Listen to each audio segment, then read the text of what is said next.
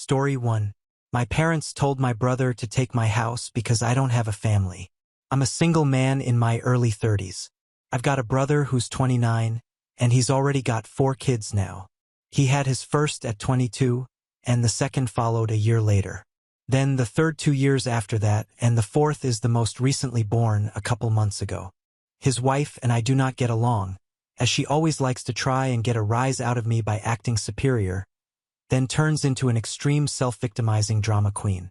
If I retaliated against her in any way, she can cry in an instant and can put on an extremely convincing show to get sympathy from just about anyone. My parents and brother absolutely adore her, even though they know exactly how she really is and just don't care. She's very good looking, I'll give her that, but she's so awful that I could never be attracted to her. She also refuses to get any sort of job, even though she has a college degree, and my mother willingly helps with the kids all day, so their finances are entirely dependent on my brother. This also means they can't afford to live anywhere but my parents' house, and privacy is a bit of an issue with all of them under one roof in a 3-bedroom house that was built in the 60s. Growing up, my younger brother was also the obvious favorite. We're 3 years apart in age, but he developed a superiority complex because I was badly punished if I retaliated against his antics in any way. Back then, it was obvious my parents cared for him a lot more because he got the lion's share of everything unless people called them out on it, which did happen a fair bit by other members of family. Which is why my parents packed us all up and moved us about 150 miles away from them, so they generally would only see us on holiday since it was a 3-hour drive. My brother got physically abusive towards me on a number of occasions, flirted relentlessly with my first girlfriend to the point she broke up with me, and laughed at any misfortune I had, and my parents just told me to suck it up whenever I was upset about it. I only got equal treatment when my parents wanted to keep up appearances. I admit it was rather funny to see the looks on their faces whenever they had to treat me equal to my brother on birthdays and Christmas because other people were present. We had relatives that were very nosy and loved gossiping drama, so my parents did their best to hide what was really going on and threatened to take all my stuff away if I didn't keep my mouth shut. If anything, it just made my parents celebrate more when I turned 18 and moved out because it meant they no longer had to provide for me. I wasn't even done with high school yet when I moved out, but couch surfing was far better than living with them. I was low contact ever since leaving home. They didn't even show up for my high school graduation, but I really didn't care. From that point on, I would usually only see my parents and brother on holidays like the rest of the family. The start of the 2020 pandemic was not kind to me. I lost my job and couldn't renew the lease on the condo because my roommate also lost his job, and neither of us could afford the place on unemployment money. It was a rented 2-bedroom condo that I really loved. As the lease was ending, my roommate left early to move back in with relatives, and I had to sell nearly all of my stuff because I was soon going to be homeless if I didn't downsize to an extreme. I really shouldn't have rented a place that was so expensive, but I liked living the high life until that life wasn't kind to me, and I realized I should have been living somewhere far cheaper so I could have saved more money to fall back on. But I had a plan. I own a truck simply for the fact that I've always loved trucks, so I found a $1,000 camper in good shape and put it on my truck just so I could live out of it for a while. It was supposed to be temporary, but I ended up living out of it far longer than I ever thought.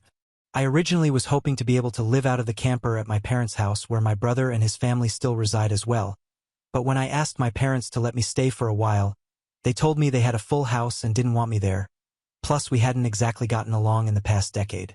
They said they'd only agreed to let me park my camper there if I paid them basically what did it cost to rent an apartment in my area. That was way too much just to park my camper. I was jobless and trying to save as much of my unemployment money as I could till I could find a new job.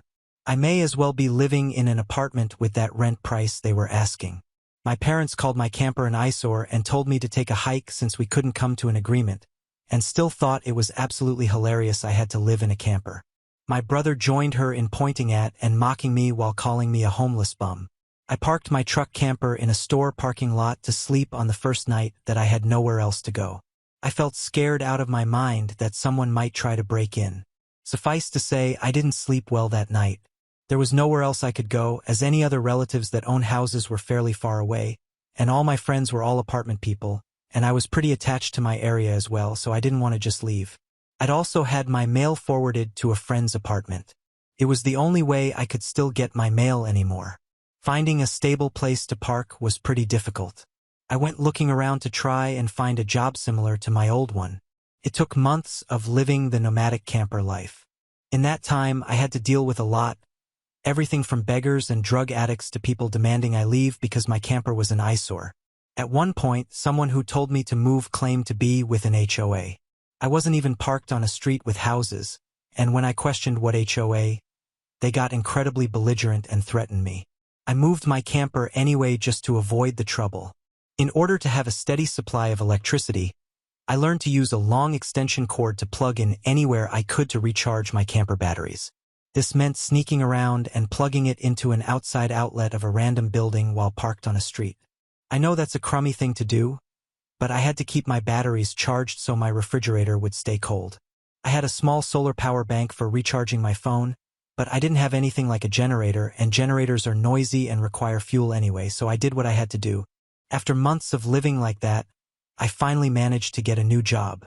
I had to move to the neighboring city to find a job that didn't involve retail.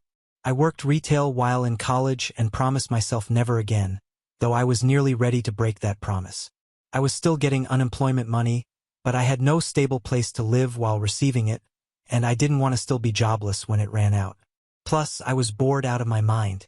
I had little else to do but read, watch movies on a small portable DVD player, use my phone or laptop, and keep note of where I could park and what local public bathrooms I could use. I kind of envied that the Japanese have public bath houses. We could really use stuff like that over here. When I finally landed a new job, I practically lived in the back lot of the building by the warehouse in old employee parking spaces. Literally no one else seemed to bother using because they were so far in the back that the area was borderline forgotten. My boss, company owner, actually liked this arrangement because I was willingly available to take any shift I could get so long as I had enough sleep. He even let me take the camper off my truck and set it up in one of the spaces so I could drive around without it. Not exactly sure if this was legal, but no one bothered us about it the entire time I lived back there. I didn't have to deal with many trespassers. There were a few, but the security guards escorted them out. I was pretty much on call almost all the time when they needed me and was working virtually every day of the week. My boss let me plug my camper into the building for power and water, and I paid a small amount of rent by working for free on Sundays when no one else was in the office but the janitor and security guard. Beyond that, I usually had to shower at a friend's apartment or at my local gym, as the camper didn't have a shower in it and only a portable toilet, and I didn't want to fill it because emptying it is a nasty chore, so I used other bathrooms as often as I could. I had a key to the warehouse and could go in to use the bathroom there at any hour. I was even on a first-name basis with the night security guard. He's since become one of my closest friends. The camper was easy to heat in the winter with a small electric heater. Summers were not fun though. The camper didn't have AC, so I had to get a used portable air conditioner just to make it bearable. I made a lot of overtime pay and hands-on learned some new skills from other employees. Eventually, midway into this year, I landed a better position in the company as a supervisor and started making a better salary than my old job. That's when I decided I wanted a house. The scare I'd gotten from losing my condo made me realize I needed something much more stable for the long term. I looked around for something close to my work and just 2 miles away found a 3-bedroom manufactured home on a small property. But I managed to get it for $10K less than the asking price somehow. I used nearly my entire savings for a down payment and got approved for a home loan. I finally didn't have to live in a camper anymore. There was enough space for me to back my truck in behind the house to take the camper off to set it up in the backyard, so I put it there as its own little building just in case I want to use it again. When I was fully settled in the house, I was dumb enough to brag about it on my book of faces. My family saw the post, and that's where this really starts. After a few weeks, my parents and brother along with his family came to visit, completely unannounced, to have a tour of my home. I didn't even give them my address, so how they found out where I live I still don't know. None of my friends have fessed up, and no prior family members visited me before that, so I wonder if they stalked me at work and followed me home or something. It really wouldn't surprise me. Once I opened the door, they practically all shoved their way in like rambunctious tourists, then just started making themselves at home. They all kept poking around and still had this creepy smirk that she was repeatedly flashing me, and it was only later that I figured out why, and it made me madder than a bull on steroids that just got stung by a hornet. My parents were constantly talking about how I've got so much extra space now and it's too much for someone like me who has no wife or kids, and my brother kept remarking about how there was more space than our parents' house and my house was closer to his job too. Red flags all around. I know eventually my brother asked me to speak privately. Everyone else suddenly left the room and piled out onto the front porch. That's what finally made me realize they'd planned something. My brother said the house was too much for a loan and I should let him move in with his family because his wife is pregnant with kid number 4 and my house is much closer to his job. He pointed out that I already have the camper, so I could just live in that outside while they live in the main house, and I'd like to point out that Dan never once spoke of offering rent. Mind you, he's got a good job. He also started talking about how there would be changes and even curfews and that I couldn't just walk in at any time without prior notice. If it weren't my brother, I'd think the person I was talking to had lost their mind, but Dan lost his marbles long ago thanks to our parents treating him like he was the center of the world. I tried to speak, but he kept talking over me as if I had no say in the matter. There was no way in hell I'd rent my house or parts of my house to him. Other people maybe, just so I can pay the mortgage off more easily, but certainly not him or his nasty wife. I've heard of this exact kind of situation in videos online many times and never once did I think I'd actually live it because I thought it's so ludicrous. But my parents, brother, and still do all fit the bill for a bunch of narcissistic entitled crazy. So I picked up my phone and set it to start recording. Ben just held on to it. Dan didn't even seem to care or notice that I'd done this and just sat there with his arms waving around while talking about all the reasons of why he needed my house. Then went from saying that to acting like it was a done deal and trying to reach out his hand to shake mine. That's when I finally showed my backbone and said hell no. And I said it loud enough that Dan stumbled backward for a second. I'd rarely ever raised my voice to him on that level because I was punished by our parents whenever I did. But this was my house, not theirs. My spine can be as shiny as it wants here. I stood up and then told him that my house was not up for grabs and acting like I'll let him move in just because they want it won't make it happen. I bought my house for me, and it's not my fault he keeps having more kids and has to keep living with our parents because he can't afford to move out. Dan got as physically close to me as he could without actually touching me and said that I didn't deserve the house and he needed a better place for his family to live. I laughed back in his face and said that was total bullshit because I worked hard to be able to buy my house. Of course, I deserved it. Dan started yelling that I have no wife or kids and I don't need all the space, so I may as well give it to him. I said I'm not giving him anything and he never even offered to pay me rent if I let him move in. I'd still be covering the entire mortgage on my own house without even being able to live in my own house. Dan told me that he shouldn't have to pay rent because his family comes first and our parents said I was going to do this and that I will. I yelled, as if their word was law or something, and told Dan that they did not have the right or power to give my house to him. Then my parents still barged back in through the front door and surrounded me to try and force me to agree. There was a lot of fighting, but to sum it up from this point on, I heard the line, "Just do it for Dan," way more times than I can remember. In the fight, I told them all they don't have a say in my life or my house and to get out before I called the cops. Still screamed the loudest at me about how she was pregnant again and I can't do this to her. I said I did nothing to her. She just assumed she could take from me like I would just allow it. I had no obligation to her or her family. Then I called her a stuck-up who never had any respect for me. So I don't care what she thinks or how many kids she has. I have no sympathy for her. She won't be living in my house. Well, that made her angry enough to attack me. She got in one good hit on my face and tried to do more, but my brother held her back, kicking and screaming. She kept demanding he let her go so she could scratch my eyes out. The phone I was holding recorded pretty much everything, so I held it up and said I was going to call the police if they didn't leave right away. My parents told Dan they were leaving. Then my mother said that I had a week to come to my senses. I told her I won't be and to not come back. Then I told Still that my phone recorded everything and if she tries anything, I'll press charges for assault. She screamed at me and then stormed out, loudly crying with her face in her hands. My mother was the last one out the door and said that I better do this for Dan and Still. I responded by telling her I won't be. Part 2 of the story. After I kicked my parents, brother, and Still out for trying to force me to hand over my new house to my brother, I immediately went to my social media and told the story to the whole family. It spread pretty fast, but you won't find it now because it all got deleted some time ago when I put my own profile on private. I posted about it because I knew that the first thing my family would do when they got home is try to twist the event to make me the villain, and I was exactly right. But I had about an hour to get started before them, and I had video evidence to back up my story about what they'd done. Being preemptive worked because I got a fair number of family members on my side right away. My parents, brother, and still must have been all set to write their own post, but it was too late, so they didn't even bother trying to lie much. My parents, Dan, and still had a few flying monkeys supporting them, but not much else. Plenty of others knew how entitled they already were, so what happened was something they all quickly understood and accepted. There was one person in particular that called me. I don't know who they were, but they ranted at me that I was a horrible brother and I needed to make way for a real family man. I just ended the call and blocked the number. This didn't repeat. The week went by, and my parents showed up with Dan at my front porch just like they said they would in their prior ultimatum. They rang my doorbell like crazy and also pounded on the door until I finally answered.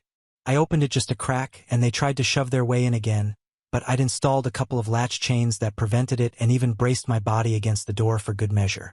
My father and brother demanded I let them in, but I said I was recording everything on camera and would call the police if they tried to force their way in again. My mother calmed them down, and then in her most sickly sweet tone asked me if I was ready to let my brother move in. I told her and the rest of them to piss off and never come back. My mother put on the crocodile tears and asked me why I can't just do this for Dan because he's my beloved brother. I laughed and then bluntly said I do not love him as a brother because he treated me like shit for years, and they only encouraged him to do so. They are terrible parents and he is a terrible brother. Then told them to leave or I'd be calling police ASAP. They all left surprisingly easily apart from my mother's loud crying and the others giving me dirty looks.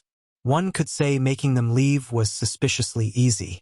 I thought the whole mess was over, but I guess I should have taken them more seriously because they had other stupid plans. I came home later that week on Friday evening to find a moving truck and my brother's minivan parked in my driveway. It was Dan and his family. They're moving stuff in. He just waved to me with a shit-eating grin when I saw him. I was furious and told him and the rest of his family to stop, but still smugly said to me that like it or not, they were moving in, and then in the most fake way while tilting her head and puckering her lips, she said that it was okay because my mommy allowed it and I should always listen to what my mommy tells me. I seethed with rage just hearing those words and looking at her smug face, so locked myself in my truck to call the cops right away. When they realized what I was doing, still started pounding on my window and yelling at me to stop, and that I can't do this to her because she and Dan need the house. And she cried, "Why can't you just do this for Dan?" I responded with, "Still, it's my damn house, not his." Then she threatened to key the side of my truck unless I stopped calling the police, all of which the 911 operator heard thanks to the window being slightly open. I told Still if she damaged my truck, I'd sue her, and she was smart enough to retreat. When the police arrived, Dan and Still along with their kids had locked themselves in my house. I told cops what had happened as well as showing them my new driver's license that had my current address on it. Then when we went to my front door, I saw that they'd changed the lock, and the old lock was laying on the porch with the center of it drilled out, and the drill they used was laying right next to it with a complete Harbor Freight drill bit set. I pointed out the broken lock and drill, then gave the police a rundown on all the events that happened prior. Well, I guess Dan called our parents over at some point after I arrived home because they showed up while I was talking to the cops. My parents immediately lied and started saying that I'd agreed to rent my house to my brother and his family. I said that was an easily provable lie one way or another. So Dan and Still finally came out of my house with some papers in hand. They both looked super smug like they'd somehow outsmarted me. They'd actually drawn up and printed out a fake rental agreement, but my signature was not on it. There was one, but it looked nothing like my handwriting. I don't think any of them have ever actually seen my signature, so that was incredibly stupid on their part. I told my parents and Dan that was stupidly blatant fraud, and if the cops investigated, they'd easily figure that out, and I don't think going to jail in court would do them any good. It could even make Dan lose his job, which is his only means of providing for his family. I also said I would get a lawyer and sue for damages if anything of mine was lost, stolen, or broken, and I'd call CPS 2 for good measure. Dan went white and looked really scared when I said all that, But my mother got between us and doubled down about how I should just do this for Dan and live in the damn camper so they can finally have a family home to themselves. I yelled at her that if she thought it was such a good idea, she could do it for Dan herself and let Dan have her house to himself instead. The cops separated my mother from me, and I said I wanted them all out right now or I'll press charges. I stated in a shout about how they drilled out my front door lock to break in. The lease papers were obvious fakes, they badly forged my signature, and I have recorded video of still attacking me. Those are felonies I could ruin their lives with if I wanted. And if they didn't leave, that's exactly what I'd do. The only reason I hadn't already was for the sake of Dan's kids. So they have one chance to get the hell out. The moment my parents heard that, I think it finally clicked that they could not force me to do it for Dan. My mother surrendered and said she'd put an end to this. Then she went over to Still and spoke with her quietly for a minute while my father spoke to Dan. Still instantly started loudly crying and ripping up the fake rental papers into tiny bits and tossing them like confetti, only to have an officer tell them to pick up the bits of paper or he'd cite them for littering. Both of the cops at this point had the "I don't get paid enough for this" looks on their faces. Dan had to start telling his kids to load their stuff back into the moving truck. The kids were all crying, and the eldest was sobbing that he won't get his own room now. Still and Dan gathered their kids up to try and make one last pathetic attempt to guilt me with the sad family routine. I swear I think they'd practiced it beforehand. All of the kids had the same pleading look with quivering mouths. Still kept rubbing her pregnant belly and tilting her head to look like a sad puppy. And my brother just made the saddest face he possibly could and said, "Please don't do this, we need to be able to live here." But I didn't falter and told them to keep packing.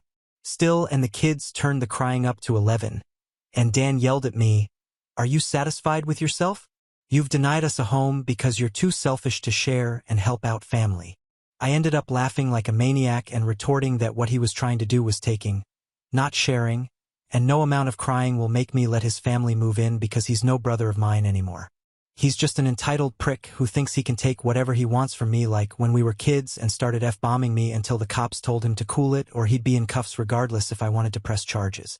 He sucked in his lips and looked a mix of afraid and supremely pissed off. I asked the cops if they could stick around until my parents, brother, and Still had all left, and they said they had no intention of going anywhere until this had been resolved. In fact, in the next few minutes, 2 cops became 4 as more drove in for whatever reason. That gave my parents some extra incentive to get moving. I made Dan give me the keys to the new lock he'd put on my front door. He was really reluctant to hand them over. Then instead of handing them to me, he actually threw them down the street and into a storm drain while saying to go get them myself. But one of the cops scolded him for that and made him go get them. He had to pull the grate off just to get at them, and he got pretty dirty in the process. When he got the keys back, he just grumbled, then slammed them down into my hand. I then told them all to leave and never come back. My mother said I'd be disowned for this, as if that were some kind of threat to me, and I voiced that to them. Then, in an overly sarcastic tone, I said something along the lines of, "Oh no, that means I won't get to come to any holidays with you guys where I always get treated like shit by you all anyway because Dan has always been your obvious favorite. You treated all me so badly when I was growing up that if Dan ever needs an organ donor, I wouldn't give him anything, so do like you always told me to do when I was mistreated by all of you and suck it up." My parents were floored after I said all of that, and the quartet of cops were looking pretty judgmental at them as well. I tell you, if you want to put nasty parents like mine on the spot, confront them in front of cops because they'll likely not try anything really stupid then. My mother just started crying and walking away. My father just stood there looking like he wanted to hit me, and Dan just held his kids in defeat. Oh, and Still was off having a tantrum in my front lawn. Soon enough, they all formed a line handing out boxes and got their stuff out of my house. Nothing had been unpacked yet, so it all was taken out pretty quickly, but while doing it, my mother kept saying it wasn't too late and I could still do it for Dan several times, each time trying to bargain more and more to try to make me change my mind.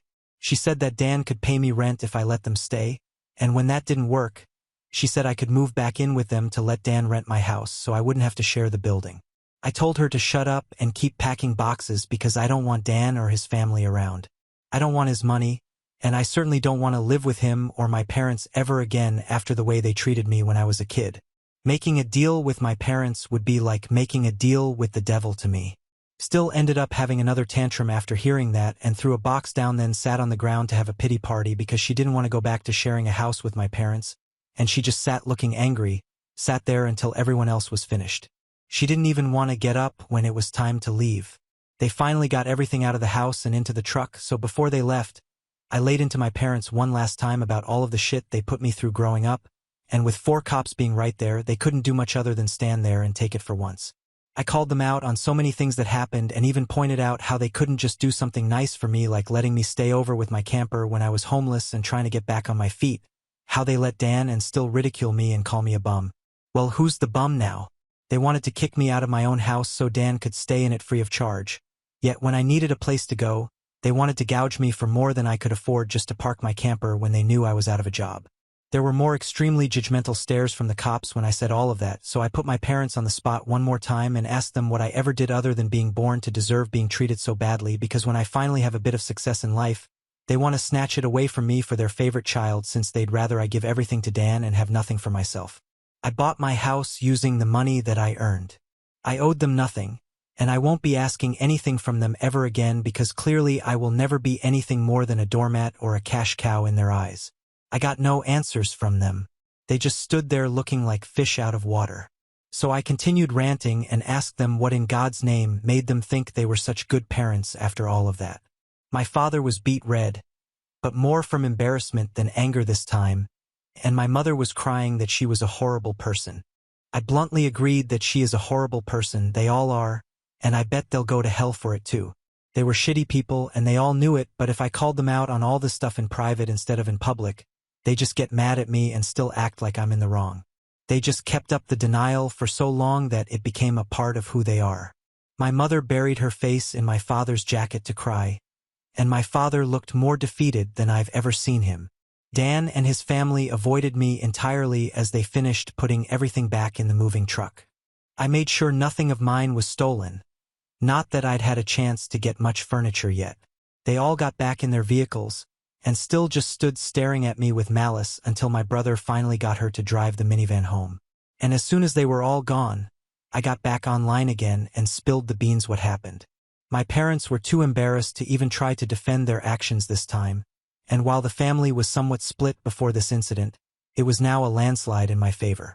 Nearly all of the family has sided with me after this incident, and those who haven't simply aren't siding with anybody.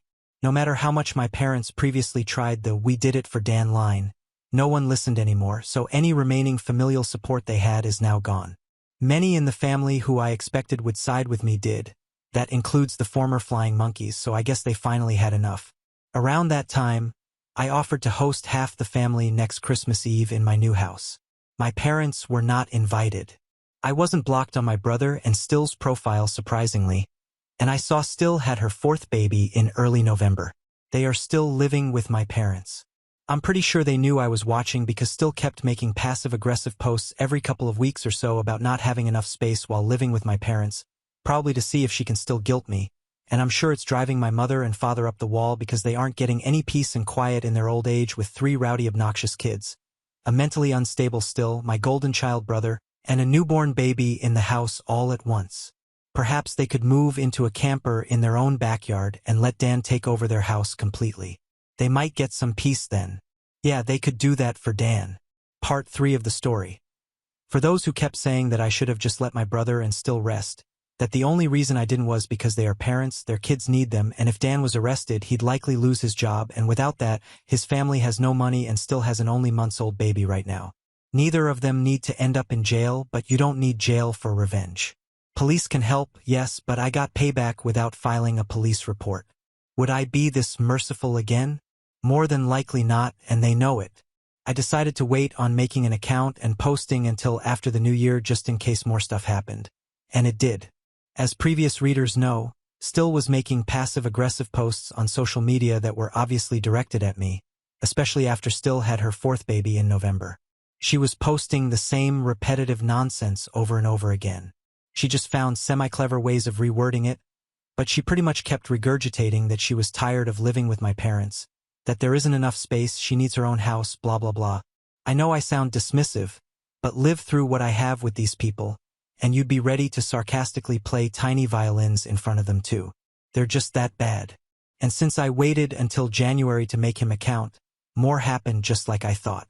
I stated before that I'd invited half the family for a Christmas Eve party at my house. And everyone I invited all came, even though it was a fairly long drive of around 3 to 4 hours for them. But they wanted to come and show me their support. I was praised by them a lot for how hard I'd worked to get a house on my own, and that they were sorry for everything I'd went through. I was asked why I didn't just take my camper and drive the 3 hours back to them instead of living pretty much homeless for so long, and I had to sheepishly admit that I was very attached to living around here and I had my best employment opportunities in this area. My hometown doesn't have a lot of great job opportunities in my field, if any at all, and I wanted to make my own way as much as I could, an answer they overall accepted. We moved on to having a rather nice party, the best I'd been in years. Some relatives even brought CDs of great Christmas albums, and I have to say the one my uncle brought of Ray Charles was my favorite. He sings Christmas songs like no one else I've heard it. It was a grand and happy time.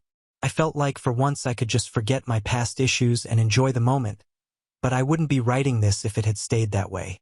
About 2 hours into the party, you know who showed up? My parents, brother, and still popped in trying to look all smiles. They didn't even knock, just walked right in my front door like they were meant to be there. I shut off the music and told them to leave immediately. They begged to stay and said they brought gifts. One of my uncles stood up and yelled at them before I got another chance to speak, and he said they don't deserve to be in my home or my life after the shit they tried to pull months earlier, and he was backed up by several other relatives. Mind you, this guy is my mother's brother, and he used to love her to pieces until he found out about the shit that went on between me and my parents. My grandparents, as old as they are, hardly got in between us and said to my parents that if they want to make amends with me, it's far too soon, and they've never been more disappointed in them than they were this past year.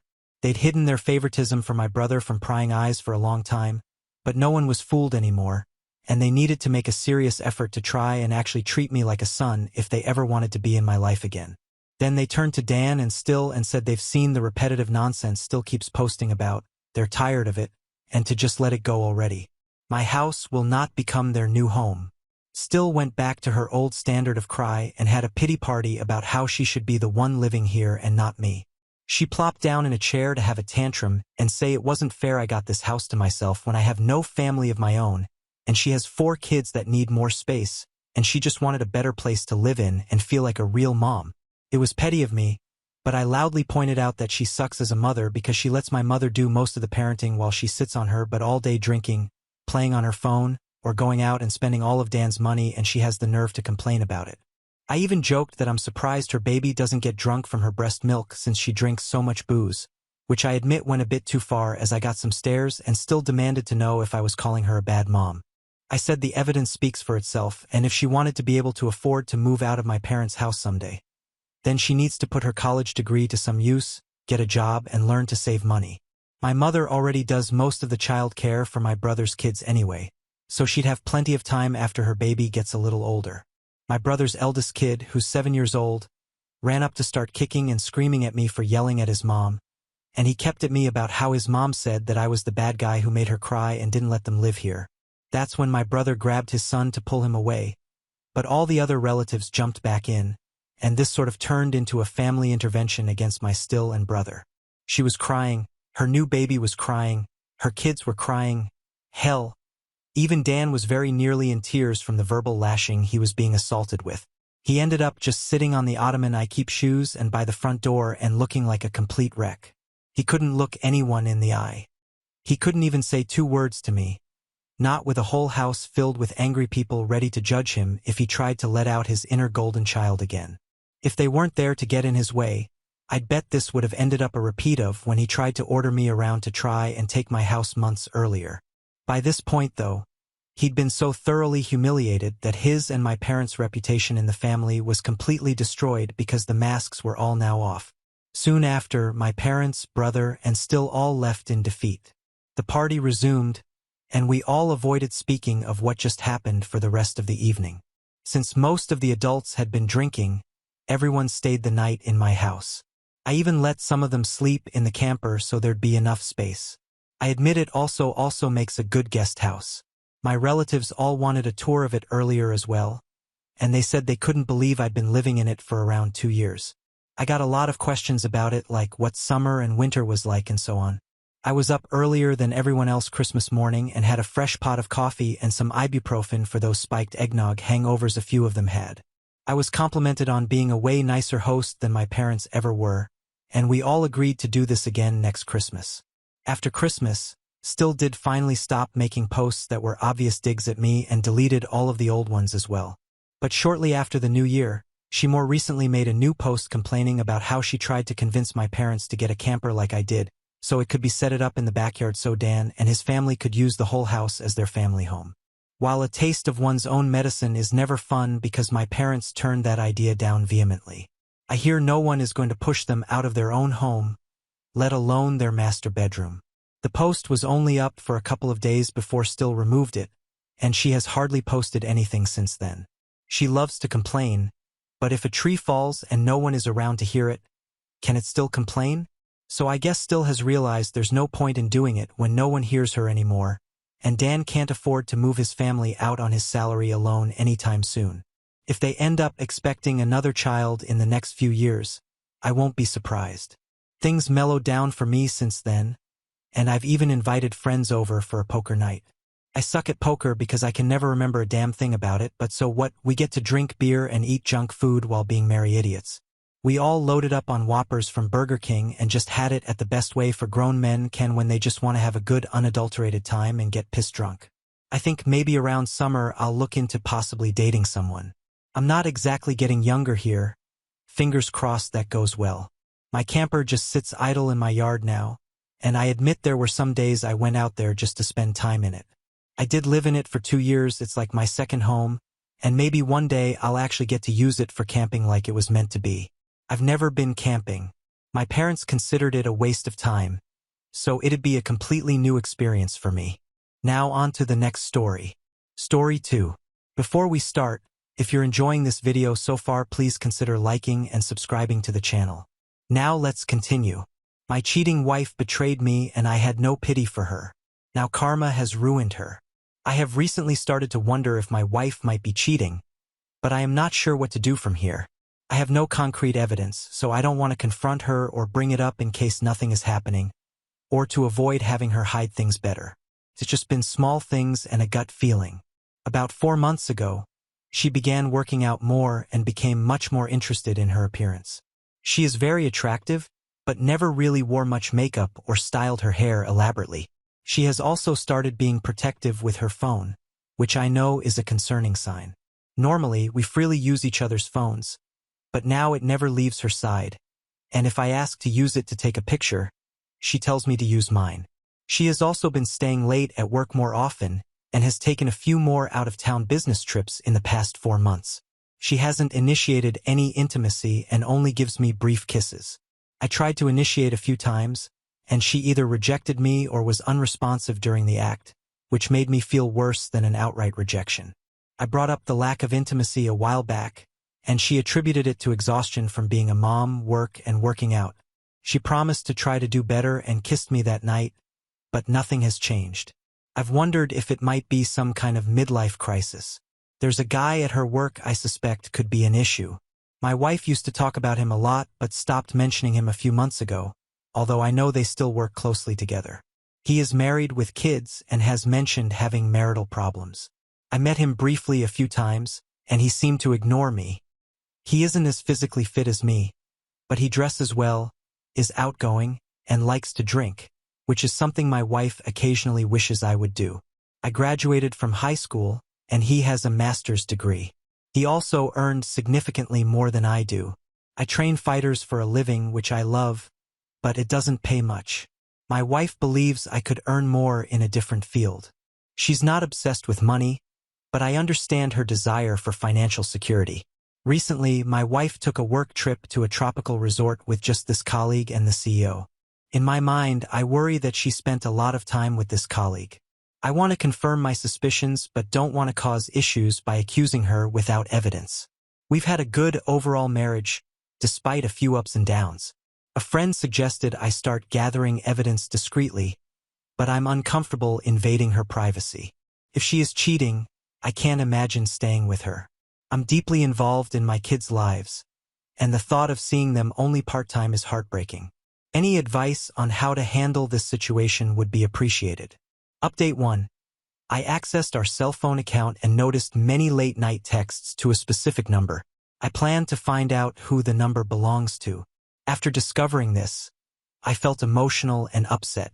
Last night, I tried to initiate intimacy, but she declined, citing tiredness and a headache.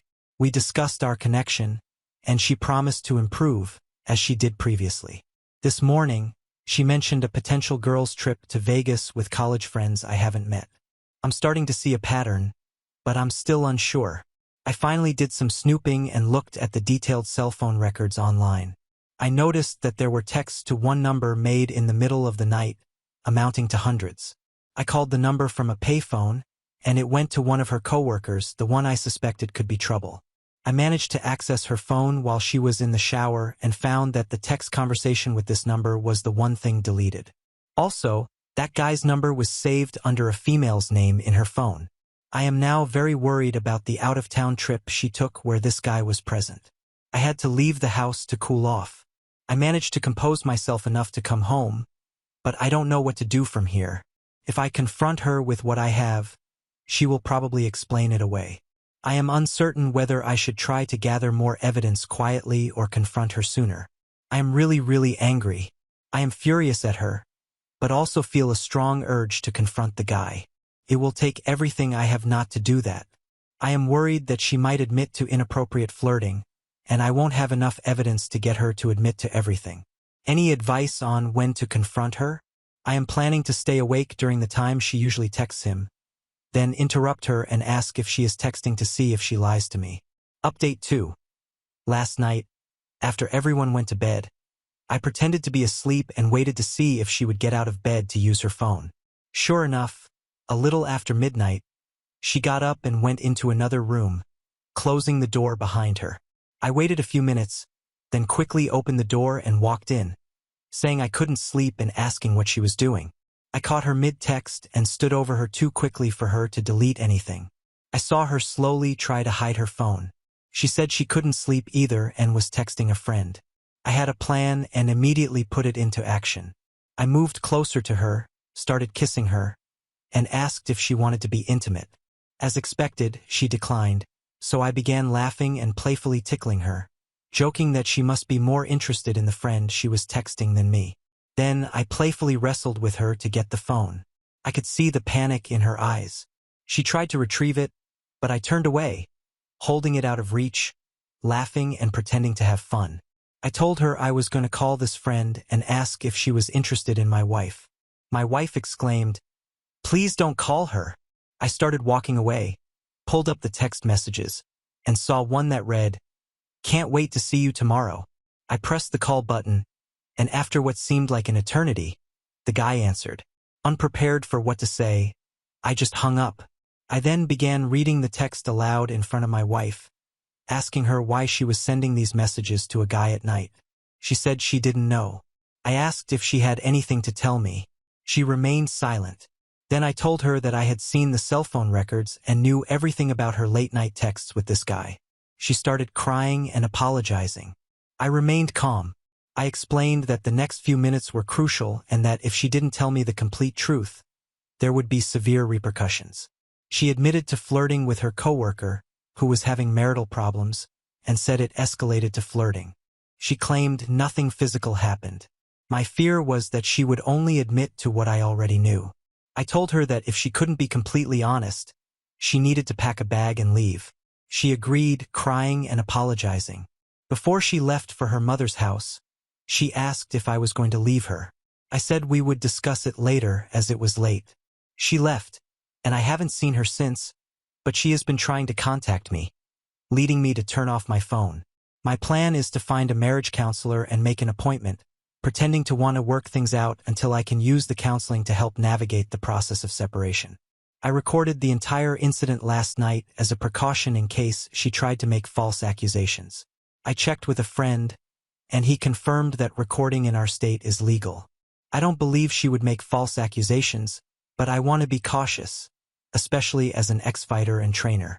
Any accusation of abuse against me given my size and background, could be devastating, particularly regarding custody of my children. Therefore, I plan to record all our interactions as a safeguard. I am completely heartbroken. My family is falling apart, and the thought of missing 50% of my children's lives is devastating. Although I suspected something, I am still in shock. The most challenging part is that this is just the beginning. I want to confront the other man, but need to control myself. He referred to me as the animal in one of the texts, and I know he's intimidated by me despite not having a college degree or a high-paying job. I pride myself on being intellectually curious and well-read. I may not be the smartest person, but I am certainly not unintelligent. I will try to update as things progress. At this point, I'm not sure what advice would help. Update 3. I appreciate all the support I have received through this ordeal. I am going through a lot right now and wish I had the time to respond to the advice and words of encouragement sent my way. To update, my attorney friend recommended a lawyer specializing in family law. Not only that, but this lawyer was also cheated on, and these cases allow him to exact revenge, according to what my friend said when recommending this lawyer. He will be very flexible with his fees and genuinely wants to help. Maybe this is a positive aspect. Now on to the other side, my wife admitted to the affair. She told me it started as flirting, then turned into an emotional affair, but claimed it never became physical.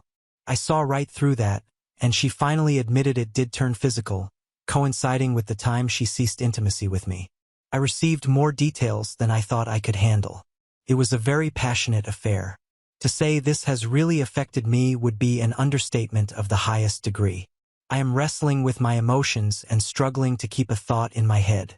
I told my wife it would be best for her to stay with her mom for the time being while I take care of the kids, ensuring they have stability at home. My attorney is working as magic in the meantime. Being in the house is a big advantage, according to him. I have also not told her that our marriage is over. She will find that out when she is served with the papers, which will be soon. I can't stop the intrusive thoughts of my wife and this man. I coach Brazilian Jiu-Jitsu for professional and semi-professional fighters, and I'm trying to give them as much attention as I can. The physicality of my job has been helpful. Obviously, I'm also focusing a lot on my kids. Outside of BJJ, my passion is learning about new topics. I normally read for a few hours each night to unwind, but lately I haven't been able to focus on even a paragraph. After seeing that they referred to me as a stupid animal, I can only imagine the other things they may have said. This situation has really affected me. I have always been a happy person, but the joy is just gone. On another note, since the word has gotten out about what happened, many people have offered to assist in any way they can. It's definitely comforting to feel supported. Several of my friends' wives have taken initiative, saying they know beautiful women who are interested in my impending single status. I won't be dating until this is all over, and probably not for a while after that, but knowing there are options out there is comforting. I think I will be okay. Right now, it's all about the kids. I will try to update soon. My wife is distraught and pushing to stay married. I know I can't get past what she did, so staying together would only delay the inevitable. Update 4. Life has been chaotic, but I wanted to log back into this throwaway account and give an update on my situation. I had discovered my wife having an affair and also found out that she thought I was stupid and a loser for not earning a high salary. I filed for divorce, and it should be wrapped up next month. We will have 50-50 custody, and she will be paying spousal support since she out-earns me by a large margin. That's the current legal situation. Now on to the other fallout. I am heartbroken, as are my kids. I never thought I would be a single dad, but here I am. My wife seems to be spiraling into some kind of depression. The man she cheated with decided that she wasn't worth the trouble. From what I am told, she has started drinking and going out with a lot of random men that she meets online. There have been more than a handful of times where she called me and begged me to take her back so she can have her old life back. Part of me wanted that, but I have stayed strong. After she found out how much money she will have to pay me every month, that seems to have made her angry. My kids don't understand. Every second they aren't with me, I feel miserable. I am also lonely all the time. I haven't spent much time with friends and mostly just stay home. The The girl that works at a coffee shop I frequent even asked me if everything was okay because I look sad. I guess I am not hiding it as well as I think. There are people I know who want to set me up with women they know. But I don't want to do it because I feel like I am branded as the guy whose wife cheated on him. It has been so long. I have no idea how to date. I had a few fighters do really well on a pretty public stage, and that has been the only sparky I felt in a long time. I really don't know what I will do next. At some point, I need to snap out of it and move on. I just haven't reached the level of motivation, though. I did have somebody I know get in contact with the other man's wife and show her the proof I had. I just couldn't live with nothing happening to him. I am not allowed to go after him, so this was the next best thing. She didn't believe it at first, but then I heard about there being major marriage issues for them. As far as I know, they are together but on the rocks. I have a lot of anger over everything. It is crazy to think how life can be. One positive thing that has happened is that I met a girl through some friends that I'm interested in. I haven't asked her out or anything, though. She is stunningly beautiful but is about 14 years my junior. I don't know if that's a major issue, but it is a pretty big age gap. Given what I have been through, I think my confidence has really been dinged. I feel like she is too attractive for me. She might actually be, I suppose, but I have been thinking about her a lot, so that's been the last half year of my life. I have to say it has been the first I have ever felt. I have always been a very happy person, but I just feel dark and gloomy now. Update 5. Long story short, I found out my wife was cheating on me with a coworker, and then I divorced her, having been with her for about 15 years. Saying my new life has been an adjustment would be an understatement. I do have moments of sadness or loss, but those are fleeting. For the most part, I feel great. My kids are doing well and are with me a lot. After the divorce, my wife had to take on more accounts at work to pay for her new single living situation as well as spousal support to me. She earned a lot more than I did. When the pandemic hit, I had a flexible schedule, so I was able to keep the kids with me and do homeschooling. Since my job involves physical contact with others, the pandemic has slowed that down. There aren't many opportunities for my guys right now, so in a way, it's been like I'm a stay-at-home dad. I took some time to myself after the whole ordeal. The younger woman I was interested in took a long assignment with her company in Europe. We stayed in touch through technology. After her assignment ended, she came back, and we have been together ever since. She loves my kids. She is an extremely compassionate and considerate person. Before we were introduced, I was told that there was an amazing woman resembling Wonder Woman and that she was the nicest person you could ever meet. I thought it was too good to be true, but she is absolutely the real deal. I think there will probably be some next steps in our relationship soon. Things for my ex have not really worked out. She started drinking and hooking up with random guys she met online. Having to take more accounts has also taken a toll on her. Just in the last few years, she looks like she has aged 15 years. She was always pretty, but the last time I saw her, she looked ragged, as if her life force was depleted. A weird thing to say, but that's what it looked like. Her best friend told me that she is miserable and hard to be around. I don't think I will ever understand how a person seemingly happy and in control of their life can spiral into such a dark place. My ex's friend also told me that she never thought I would leave her after the affair. I think she felt a sense of control over me because of her high income, so the affair had consequences that she didn't anticipate. I do hope she finds peace for my kids' sake. Other than challenges due to the pandemic, things are great. I am so glad I immediately ended my first marriage rather than dragging it out. I knew I was making the difficult decision, but that it was the right thing to do. Then I just grinded along. I have no problem inching a little forward every day, knowing eventually I will get through. If you are in this situation, you need to think about things in the long term. You might feel devastated at first, then sad, then depressed, then hopeless, but no matter what, you push ahead. Work out hard every day too. The key is to try to do one thing every day that improves you or adds to your skill set, not self-help stuff, but real skills. I got into making short films of the guys I train and learned about videography and editing, which has been a fun hobby. I read more books to learn about all sorts of things. I just tried to do something every day. Small things add up over time. You just need to make sure you are putting in the work and let yourself be patient. Now on to the next story. Story 3. Am I wrong for not inviting my siblings to my wedding? My sister, 34F, and her husband, 36M, just got married 3 months ago. I, 30F, was appointed MOH. I was so excited to help her plan her wedding, and I took on most of the work since I was unemployed at the time and she's a doctor. I won't get into details, but take note, she didn't have a wedding planner. It was all me. The time leading up to the wedding, I was miserable because of how the bride treated me. I felt like her own personal slave that she felt she could kick around because she's the bride. Just because you're a bride doesn't mean you get a free pass to be an a-hole. Many times, I wanted to just step out of the wedding party, but I kept telling myself to just bite my tongue and keep the peace because she's probably just stressed. After doing so much for her, she refused to invite my fiancé, even if we've been together for 12 years, but invited my siblings' partners who have been around for only 2 to 3 years. My sister and her guy dated for a year before they got engaged, so we don't really know him too well. She said she didn't want my fiancé around because people would be asking about my own wedding since they've all been wanting us to get married for a while.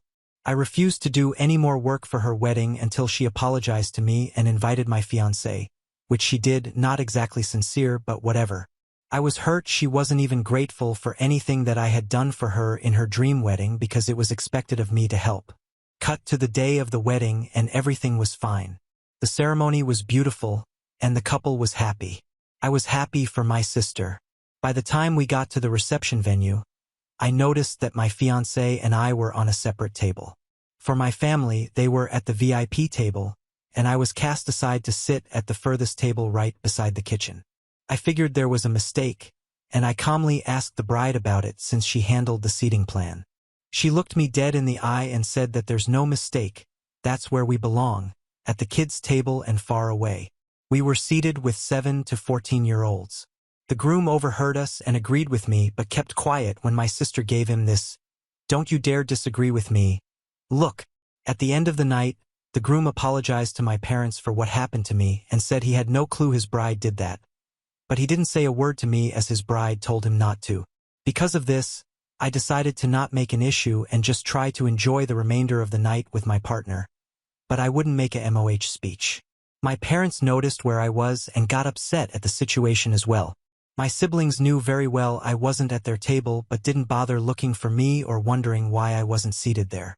When they heard I wasn't making a speech, my 2 brothers walked to my table to tell me off, saying I had to understand my sister and the stress of being a bride. Be nice to her because it's her special day, and you're only a bride once. Yeah, right, I bet they'll divorce. That I'm a disgrace and a disgusting disappointment for not doing a speech for my sister, that I would make my sister sad, and I was being selfish making the night about me when I was literally quiet in our corner. Needless to say, I wasn't having the best time, so we got up and left. We ended up in McDonald's for dinner, and I posted a story of us getting burgers saying post-wedding meal. I made sure I posted it after the reception ended to not make it look like I ditched, but my siblings saw this as an attack to my sister somehow. Up to this day, the bride says she did nothing wrong. In her reasoning for putting me there was, 1, I didn't plan her wedding exactly like she envisioned during the process, so I deserved to sit there when I was doing everything she told me she wanted. 2, she didn't like that I looked pretty in my gown. And 3, I needed to be punished for insisting on bringing my fiancé. I didn't plan for my own wedding yet as I wanted to be 100% focused on hers. Plus, she banned me from getting married before her since she's older. Again, because I didn't want the drama, I agreed, but now I just don't want anyone there except my parents and a few close friends.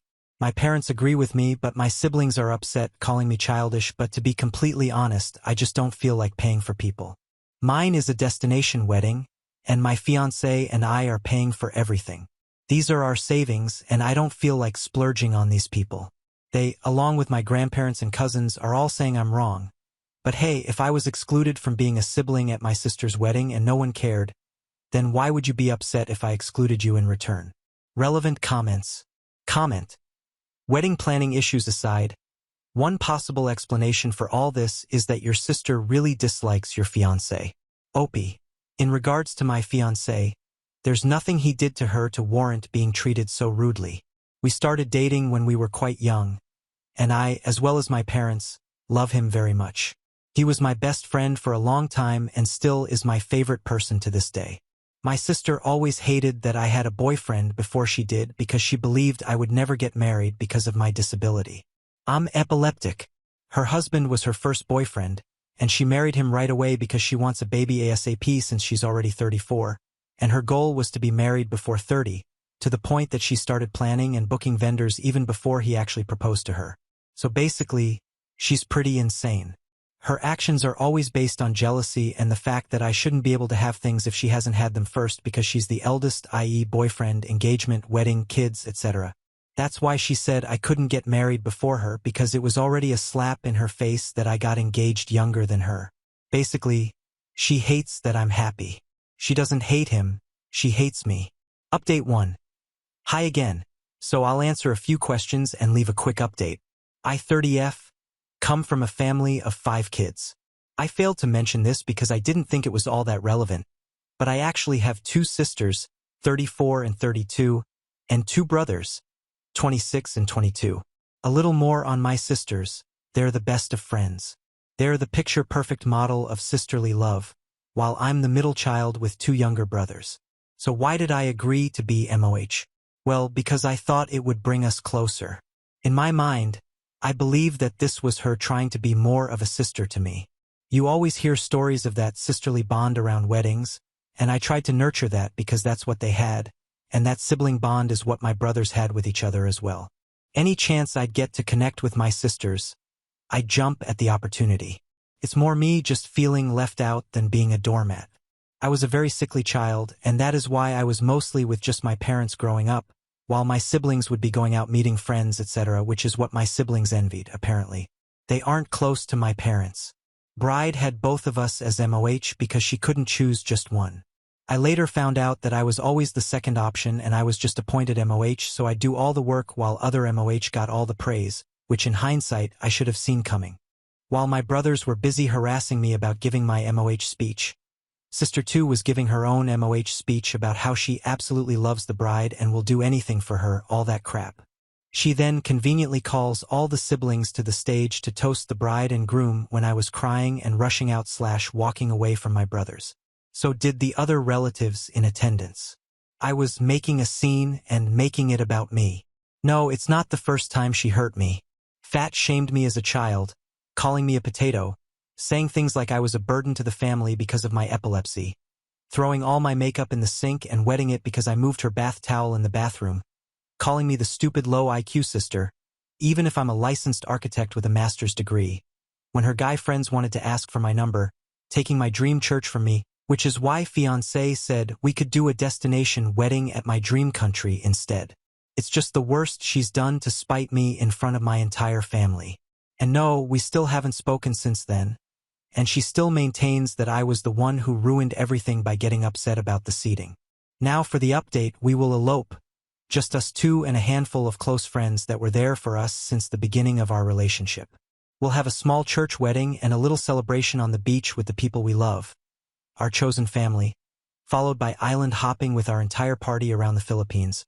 All paid by us because I will spend on memories and experiences for people that love and appreciate us. The budget we set aside for a wedding in Italy will be put to an intimate 5-day wedding celebration on an island in the Philippines. 2, we will have our reception with the family when we get back home. The plan is to invite both our big families to a lunch in the weekend after. Collectively, this would mean about 80 guests max. Both our parents wanted to help pay for the engagement party and rehearsal dinner. They agreed to pay for this lunch/reception instead, meaning they could invite whomever they please. They handle the guest list, so if my siblings are invited, I couldn't care less because I'll be too busy with my husband of 1 to 2 weeks by then. Here, we can still have the father-daughter dance and a few other things like cake slicing, etc. We'll have piñatas, a brick oven pizza cart, coffee and pretzels, and an amazing Italian buffet with a pasta bar. Lots of fresh fruit and cheese because who doesn't like cheese? As for seating plan, ever watched Mamma Mia 1? Yep, think that. A long winding table where my siblings can be as far away from me as possible and as close to the service area as possible without it being obvious because they'll all be together at their own siblings' table. We'll be in the center with my fiancé, his 2 brothers, and our parents will be next to us while my wonderful sibs are by the end of the table by the restrooms where they belong. I don't care at all if they're invited to this lunch because I really have nothing left for them, not even anger. I'm just so done with them that I'd feel more for a stranger on the street than I would for these people. It's indifference. They've hurt me so many times that I'm numb to their existence. 3. No bridezilla allowed. My sister expects to be my MOH in return. Definitely not going to happen. Since my siblings won't be present in the ceremony, I do not need her around. I do not want her around. Yes, she will be invited out of courtesy to the reception most likely, but I will make sure she's set aside like I was. How so? We recently found out she's pregnant, so I'm planning my wedding around her due date. Oh well, luckily she's due around June, which really was the month we wanted, so if she does decide to attend with a newborn and her husband, well then, she's going to be at the kiddie table and told to step out when baby starts to cry. In the end, our wedding day is for us, and eloping is the only way I feel like we could just sit and enjoy our special day together away from all my siblings and family issues. Then we get back, have a get-together lunch with good food and good fun, which is really all it is to me, a lunch. Luckily, fiancé's fam isn't as insane as mine is. So there you have it. Thank you all for your messages and comments and insights. I really was going a bit loco back then thinking I was overreacting, but thank you so much for the clarity. Cheers to the end of this emotionally draining year. Now for some comments. Comment. But you will invite them to the party. It's like saying no matter what happened, come to my wedding. Sorry, but I think there is no way to avoid drama with these siblings. Opie, thank you for the concern, but they aren't coming to the wedding, just a lunch after the fact, as in minimum 2 weeks after my wedding. They can do whatever drama they want during lunch because they'll be the ones who look bad, and just laugh. I would have been married by then and done celebrating with my closest friends weeks prior, so by then, I'd just be enjoying some pizza and wine with a hus victory hand angry. OP said they're jealous of the attention OP got for being sickly when she was a kid. Sometimes parents can become so preoccupied with a sick child that they wind up neglecting the other kids. If that's the case here, then the sibs would have good reason to be angry, but they're mad at the wrong person. OP didn't ask for any of this anyway. These people are adults, and they need to get their way together. They're old enough to realize none of this is OP's fault. Edit. My parents were actually very supportive and did all they could to be as fair to all of us, so I really can't put fault on them. They're really amazing parents. I wasn't treated any different. I just didn't have many friends being absent from school constantly, so I'd hang with my mom. She's honestly my best friend. It was okay growing up, but the jealousy really was evident when we were in our 20s. For whatever reason, parents are allowed to be closer to one child if the others treat them like trash. Now on to the next story. Story 4. Raised my daughter for 15 years before discovering my wife's secret affair that led to the truth that I was never her biological father. It's been 4 years, and I thought I was past it. But after this Memorial Day, I'm not, and I need advice. I've been stalking these subreddits for a while, and I thought just reading people's stories would help me, or if I found someone with a similar situation, and I could see how they did it, but I guess my situation is unique, so here we go. First, let me be clear, I don't care if you think this is fake. I don't care if you want to rip me a new one after I event it. It already happened. I thought I was okay. I thought I moved on, but after last weekend, it all came back, and that anger I had back then just came in full force, and even though I'm back home with my fiancé, that anger towards my ex just won't go away. I spent years in anger management for what she did in the situation that was created, and I thought I was okay. Right now, I just turned 39. I was 18 when I met my ex Marisol. During that time, I was a gangbanger with the Latin Kings. I was a member since I was 13 and always in and out of trouble. Marisol was a church girl. My grandmother dragged me to Sunday Mass, and when I saw her, to me it was love at first sight. I asked my cousin, who was a friend of hers, if he could introduce us, but he refused. He didn't want me to mess with her. He didn't want me to ruin her. Have you ever met someone that you wanted to make yourself better to be with, wanted to be that man who would walk the right path? That was her. When I found out that she was going to church almost every day, I hung out by the steps talking to her. I always walked her to and from church. She made feel like I wasn't worthless. One thing led to another and we were dating and I felt great. For a year and a half, I pushed myself away from the gang life, got my GED, became a regular churchgoer, and was thinking about the future when I got unintentionally pulled back in. I was at a store and ran into someone that I used to have problems with. They were running their mouths and I tried to ignore it. I swear I did. I just let them talk and I walked away. But then I got stabbed in the shoulder blade, and I lost my mind. I beat the out of him. I got arrested, and suddenly it was like the work I did to make my life better vanished. Mary's soul was pissed at me. My grandmother kept bringing up my past mistakes, and my cousin was telling me that he knew that I wasn't going to change. My public defender saw me trying to better myself and by the grace of God got me off after a month and lockup. Despite being angry with me, Mary's soul did visit me almost daily. A month after I got out, I found out I was going to be a father, and I didn't want my kid to have a dad that was dead or in jail. We eloped. I went to a trade school to become a mechanic, and I busted my ass for my future family. When Luna was born, it was almost the worst day of my life. Mary's soul wouldn't stop bleeding. She went into shock, and they had to give her a double hysterectomy. She was in the hospital for months, and Luna became my world. I wanted her life to be the best. I wanted to give her the world. When Mary's soul was released, I promised her that our daughter will have a life far better than ours, and for years I kept that promise. I saved enough money to move us to the suburbs, became homeowners. I was a Girl Scout leader, if you could believe that. I made sure Luna went to private school, made sure she knew how to defend herself, and always made sure I was the perfect husband. I didn't know my parents didn't have a positive male role model in my life, so I didn't know what a healthy relationship looked like. That's a lie. TV dads were my male role models, and I mimicked them and the marriage they had on TV. As the years went by, I owned my own garage. My cousin became a pastor. My grandmother was still a pain in my ass. My relationship with my wife was stronger than ever. I made sure I kept my prison body. But Luna hated me since she turned 13. She just started hating me. She didn't want me to hug her, rolled her eyes every time I told her I loved her, ignored me when I asked her about her day in school. It hurt me, and Mary's soul saw it. She told me that she's a teenager and that I should just let it ride. She will come back to me. For 2 years it was like that, so for her quinceañera I wanted to go all out. Got everything she wanted, and she was still disrespectful, and briefly the old me almost came out just to put her in her place. But instead I went to my cousin, vented my frustration and doubts about being a good father, and he told me to just let her be, and he said a prayer for me.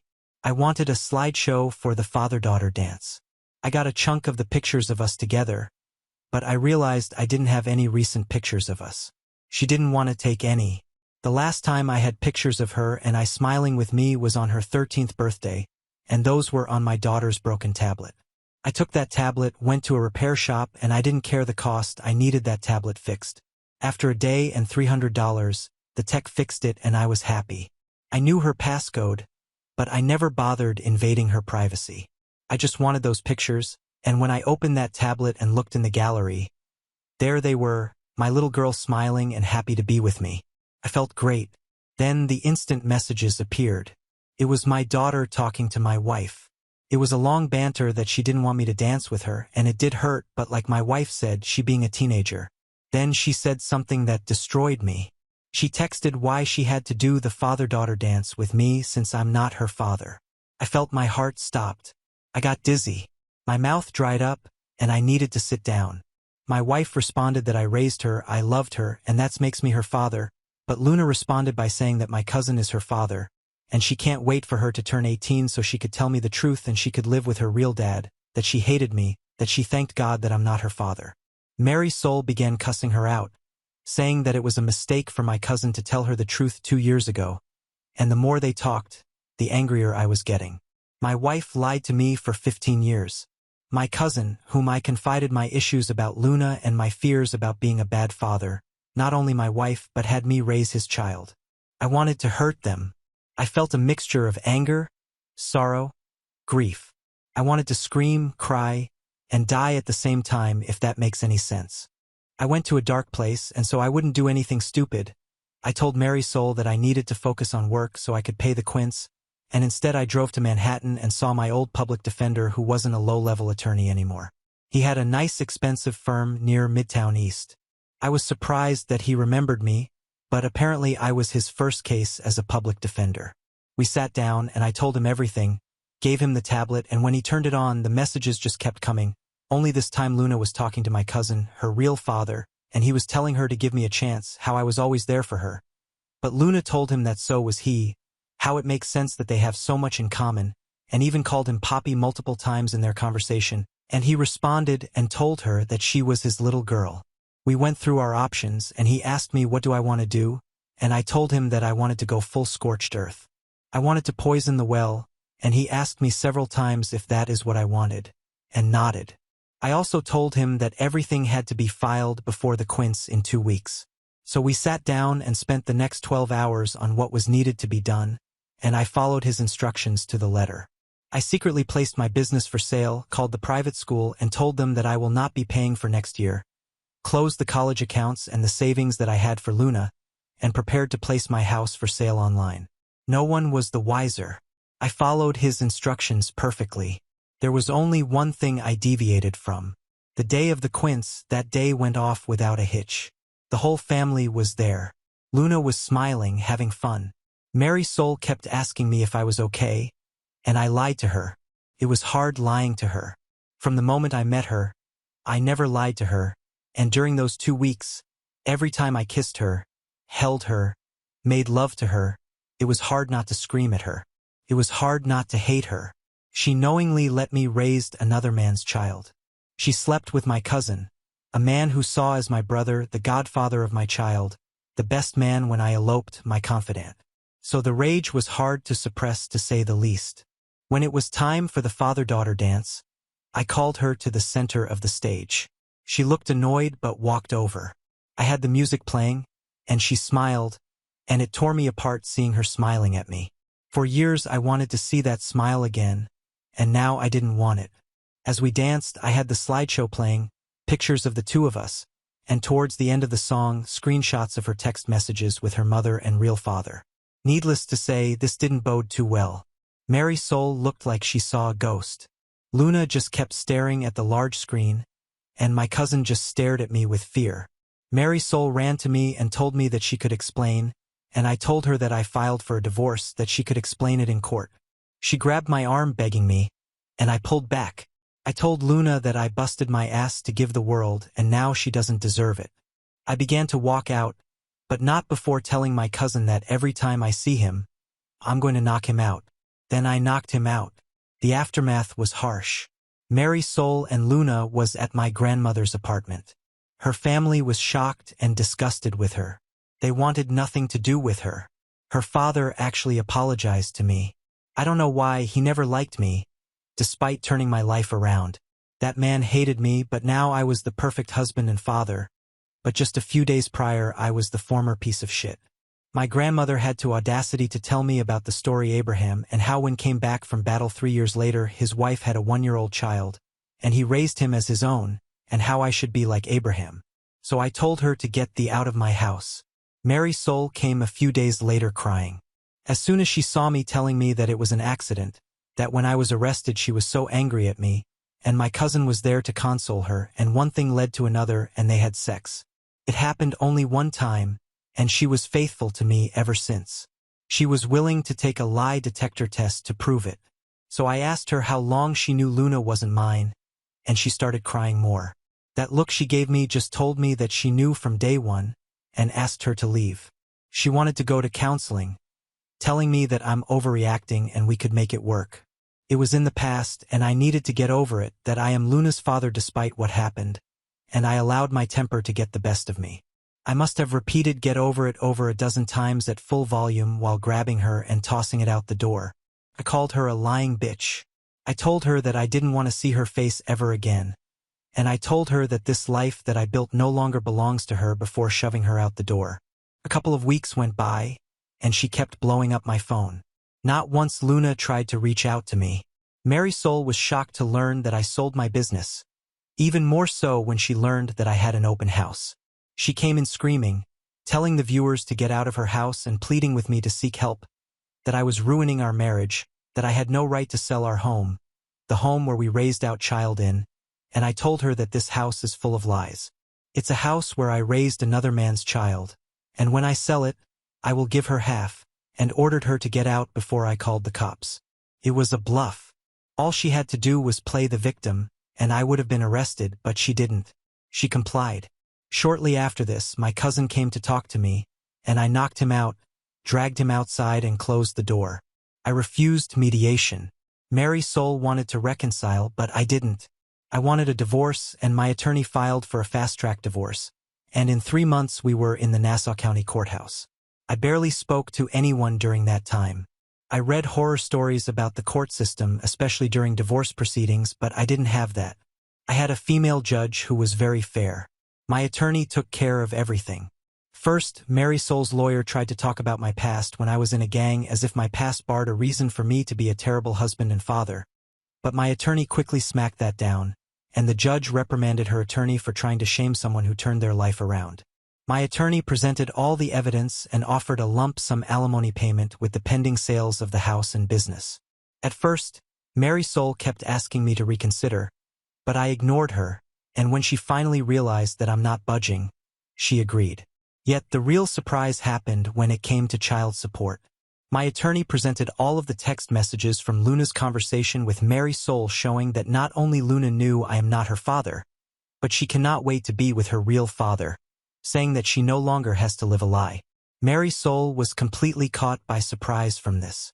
Then my attorney filed a motion to have my name removed from Luna's birth certificate, have my last name removed, as well as not being responsible for any child support, since all parties agree that my cousin was her father. Mary Soul was shocked by this. She yelled at me, begged me not to do this to Luna, that I am her father because I raised her, and as pathetic as I may sound right now, but if Luna didn't act that way towards me, if she didn't say those things, I would have agreed. There were moments that I wanted to reach out and try to make it work, but then I would look at Luna's continuing text messages to her friends, her real father and mother, and I refocus on my resolve. Till this day, I don't know what hurts the most, being lied to by a woman who you thought was the love of your life, or having a child who you tried to make their lives better, to give them the world, just toss you aside like trash. The judge was quiet for a long while, reading page after page after page of the text messages. In the end, she agreed I was not financially responsible for Luna, and my name could be removed. My attorney also filed a motion for the courts to go after my cousin to pay for child support, and a motion to sue my cousin in civil court for all the money I have spent raising Luna, the private schools, dance classes, Girl Scouts, horseback lessons, everything I've ever spent on that child. And after my attorney explained to the judge that my cousin committed fraud for knowingly allowed to me to raise his daughter and not offer any financial support or assistance, it was a Hail Mary, and the damn judge agreed. I didn't bother looking at Mary Soul when the judge made her decision. I didn't bother listening to her as I walked out the courthouse. I didn't care as I heard her cry, her telling me that she only cheated one time and was faithful ever since. I just didn't care anymore. A few weeks later, my ex called me, shocked that I stopped payments on Luna's private schools and all of her activities, and told her to call her baby daddy before hanging up. Even Luna called me, first time since this entire ordeal, and she calls me crying that she has to go to public school, that they were moving to the old neighborhood and how scary it was and how she wanted us to be a family again. I told her to go to her real father, the man who she truly wanted to ask him. I yelled at her, told her that not only she knew for years, but I read all the text messages, the back and forth, and from her own words she was thankful that a hoodlum like me wasn't her father, even though I haven't been a hoodlum since the day I found out I was going to be a father. I hung up on her after that. I thought about ending it countless times, thought about ending my cousin, but I made him pay. He had to pay me $500,000, $500,000 that was all mine and not 1 cent belonged to my ex because she agreed on the lump sum. I didn't care that the money came from the church. I was hurting. I left New York shortly after, went to Idaho as furthest away from New York as possible. I just picked a random state and city and just left, opened up a new shop, got a house, but for 2 years I had trust issues. For 2 years I saw a therapist, anger management, I went to rage rooms. It was difficult until I found myself going back to church, and ironically that was where I met my fiancée, Jocelyn. Jocelyn is wonderful. She just turned 30 at the time and we just hit it off. I told her everything that happened to me. I explained to her that I'm going to have trust issues, and she understood. A year later, she told me that I was going to be a dad and insisted that for me to have a DNA test just so I can have peace of mind. I forgot what it felt like to be happy again, and when my son was born, I was overjoyed. I called my grandmother for the first time in years.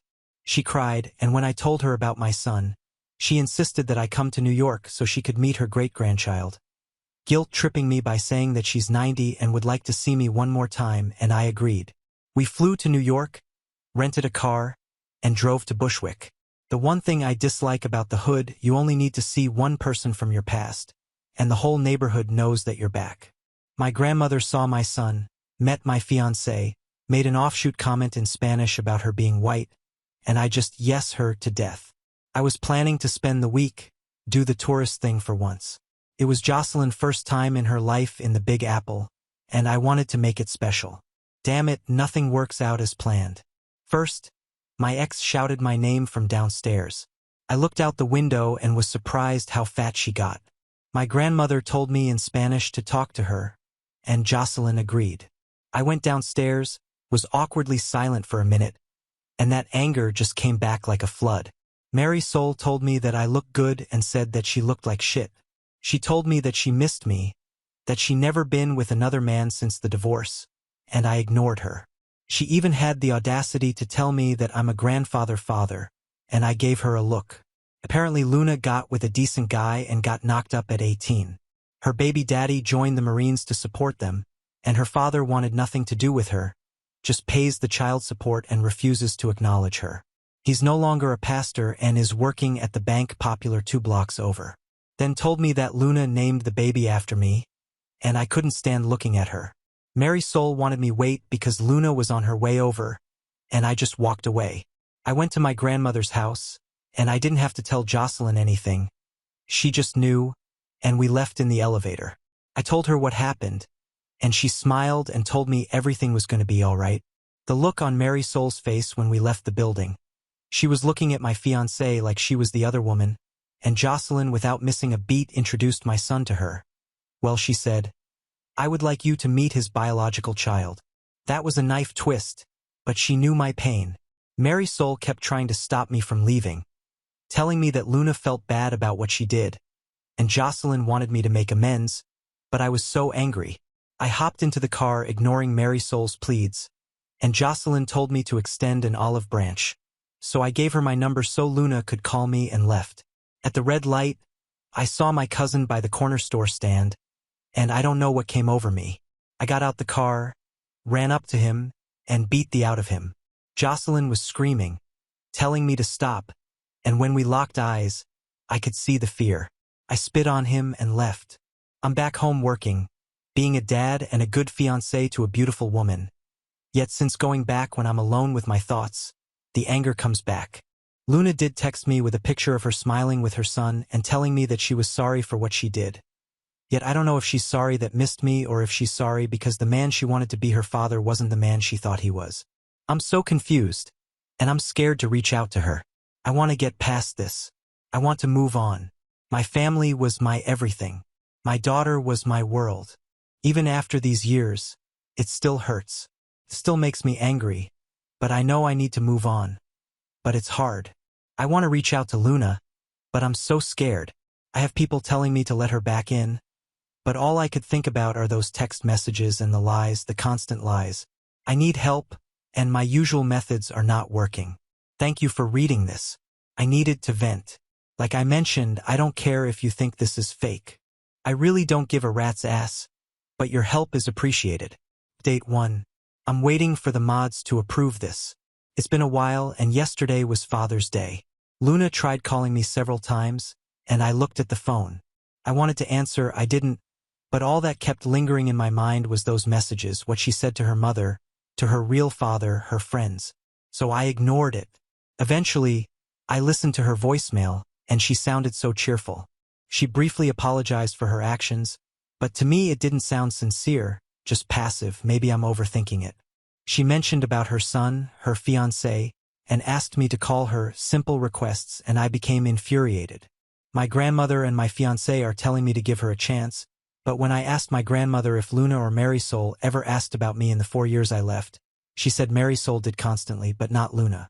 So in my twisted mind, I think Luna wants me in her life to her child would be taken care of, or maybe she wants to milk me, and that made me so angry. Even Marisol tried calling me constantly, and I'm already thinking about changing my number. So I spent the majority of my Father's Day in the gym hitting the heavy bag, and I have an appointment today with an anger management group. Maybe they can give me an outside opinion. If this ever gets published by the mods, I would like to get your opinion as well. In the meantime, I'm just figuring this out on my own. Update 2. I sent a small email to Luna that simply said, "What do you want?" Didn't expect the multi-paragraph response. She started the email profusely apologizing for how she acted. She said when she found out I wasn't her father, she was angry. She confronted her mother, and she cried, making her promise not to tell me since she felt lost. She began to talk to my cousin, her real father, more and more. He told her of my violent past, the things I used to do, things that I kept a secret from her. This made her angry, and the more they spent time together, the more she pulled away from me. She said she felt bad from time to time, but my cousin would reinforce her feelings towards me. The day of the quince, she said while we were dancing, she realized how stupid she was acting. She realized how much I loved her, and then her messages appeared on screen scene. In the days that followed, she was told by my wife's side of the family to give me space, to not call me, and she listened. She said she was watching her family fall apart because of her, and she couldn't do anything to fix it. She told me she understood why I did what I did, yet she wanted to reach out. Her grandfather kept telling her that I loved her, that I raised her, and despite what I saw through her messages, I will do the right thing, and she believed him. During the divorce, her mother fell in a dark place, not talking to her, barely eating, she was just existing. When she found out that my name was removed from her birth certificate, she said she had a panic attack. Her mother told her that they will have to move back to Brooklyn, and when she asked about her life in school, her mother told her that was the life your father gave you, and he's not your father anymore. So she called me begging, and I cursed her out, then hanged up. She cried for days. She tried to reach out to my cousin, who pretty much ignored her. She even went to the church, and he told her to leave, called her a mistake. Her mother refused to talk to her, basically locked herself in a room, only leaving to use the bathroom or take a shower. She begged her grandfather to take her to see me, and when they came to Long Island, she learned that I moved. Her grandfather told her that he will talk to my grandmother and find out where I went. For the next 2 years, according to her, it was hell. The entire neighborhood knew what happened to her and her mother. Her father avoided her at all costs and tried not to pay child support. It took her grandfather to threaten him to start paying. In the meantime, her mother didn't talk to her. She was just locked in her room. The few times they did spoke, she called her ungrateful girl, and she was the reason why she lost the love of her life. Her grandfather had to put her mother in her place by telling her that her infidelity was the reason why she lost the love of her life, and she locked herself back into the room. So Luna barely stayed home, and that was how she met the father of her child. He worked in the corner bodega. They were the same age, and after a few months of talking, one thing led to another, and she ended up pregnant. Her grandfather was furious, but when her boyfriend insisted that he would marry her, that cooled things down. Luna said her pregnancy was a blessing in disguise. Her mother began talking to her again and even began leaving the room to be by her side for every checkup. Being a senior in high school while pregnant was cliché, but she made it work. A month before the baby was born, she graduated, and her boyfriend joined the Marines. He wanted to elope before leaving, but she wants a wedding. Her boyfriend had no issues naming his son after me.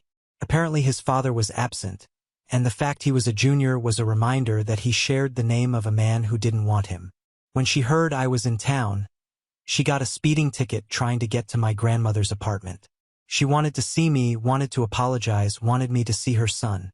She just wanted to see me, however she was late, and she cried when her mother gave her my number.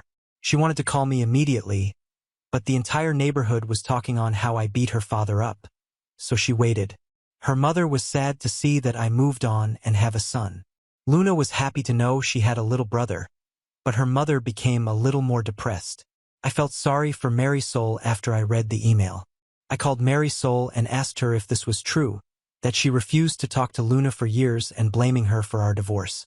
She confirmed it, and at first I yelled at her, but I regained my composure when I hear her crying. I told her to move on, find someone else, but she said no. She told me that I was her husband and I will always be her husband. It broke my heart a little. I then had my grandmother go see my cousin so I could talk to him. The second he heard my voice, he began to cry and beg me to forgive him. I just asked him why he didn't be a father to Luna, why he poisoned her against me, and he said it was envy. He was in love with Marisol, and I took her from him. When I was arrested, he consoled her, manipulated her, and barely lasted a second with her, and she realized what she was doing and shoved him off of her, but he already came. When she found out she was pregnant, he knew the baby was his. They both knew it was supposed to be a secret. Marisol took her double hysterectomy as God's punishment for her infidelity and deceit. When Luna turned 13, he was drunk. Seeing my life and envy was the one sin he couldn't shake. So he wanted to ruin it, and he did. I told him when we see each other again in hell, I will be his eternal torturer, and hung up on him. Jocelyn was there for me. She told me that everything will be okay. Luna and I commented through email. I spoke to her on the 4th. She spent over an hour crying while talking to me. I even spoke to her boyfriend who asked me permission to marry her. I thought it was funny but honorable. My wedding is next month, and Jocelyn wants me to invite Luna. At the same time, Luna wants me to give her away for her wedding in November. My future father-in-law sat me down and told me that he couldn't grasp my situation but respect the road I took because the road saved his little girl. Gave him a handsome grandson and a future son-in-law that he would kill for. That made me laugh, but he told me that I need to let go of the anger and start forgiving but never forget. He's right. So we gave Luna an invite to my wedding, even offered to pay for the plane ticket. Her boyfriend, or should I say fiancé, said that he will work it off at my garage when they arrive. I kind of like him. As for me giving her away, I don't know yet. Let's see how the wedding happens first. Thank you again for the advice and the few DMs. No one was rude or disrespectful. You guys helped me so much. I'll update if something happens, but for now I have to get things ready for my wedding next month. Update 3. A lot has happened in such a short window. Again, I would like to thank the large number of support within the DMs.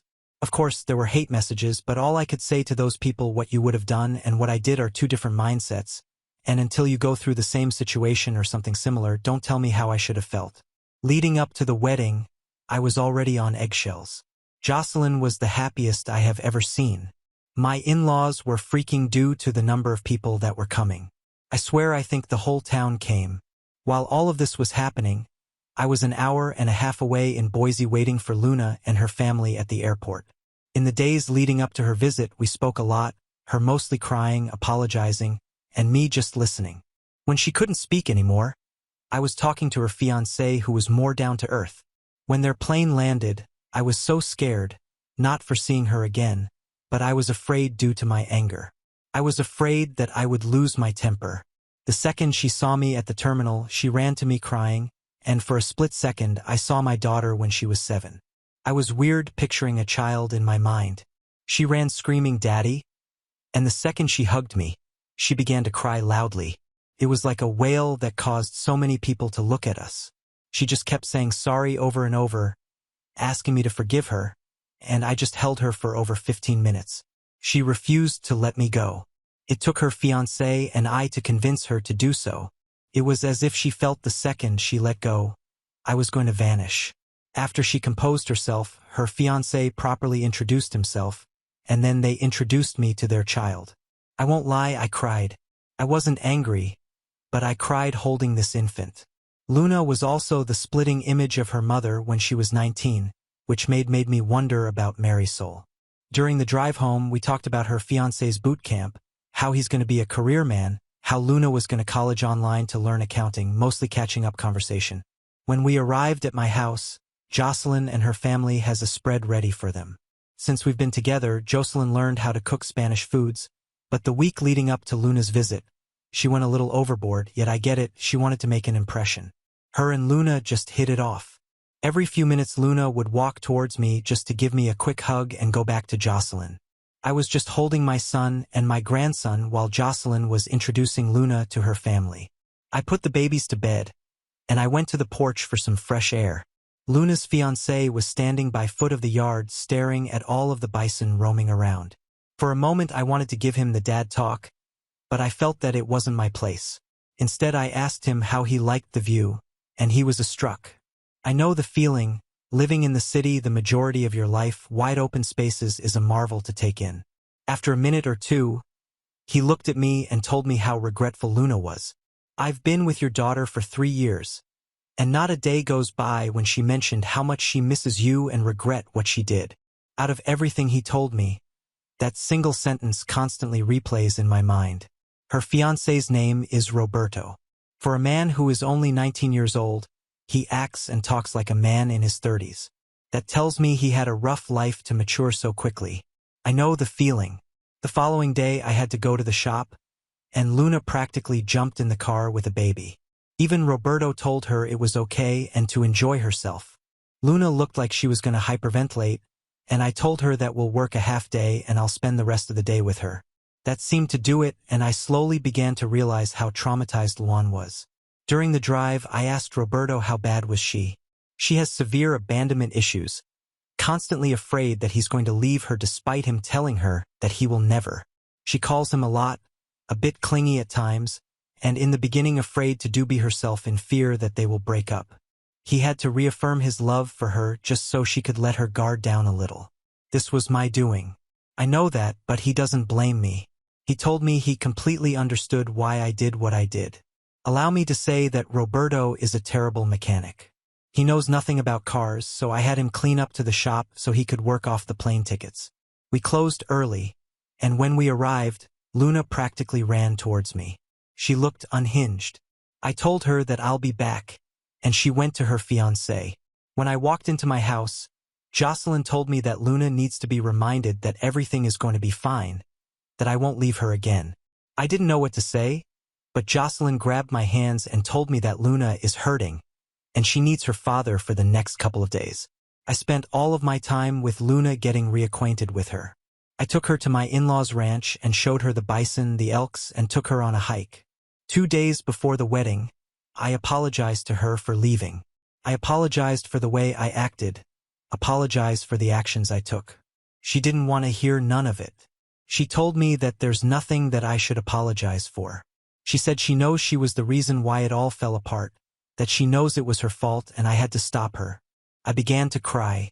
I told her that it wasn't her fault. I was angry.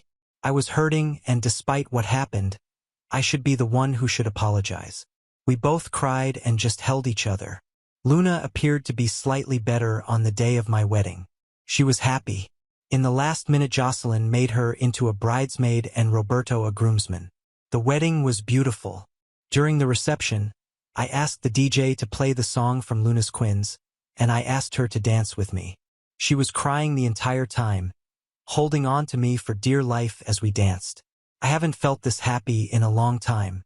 I let Luna and her fiancé stay in my house taking care of her little brother while I went to Hawaii for my honeymoon. When we got home, she was happy.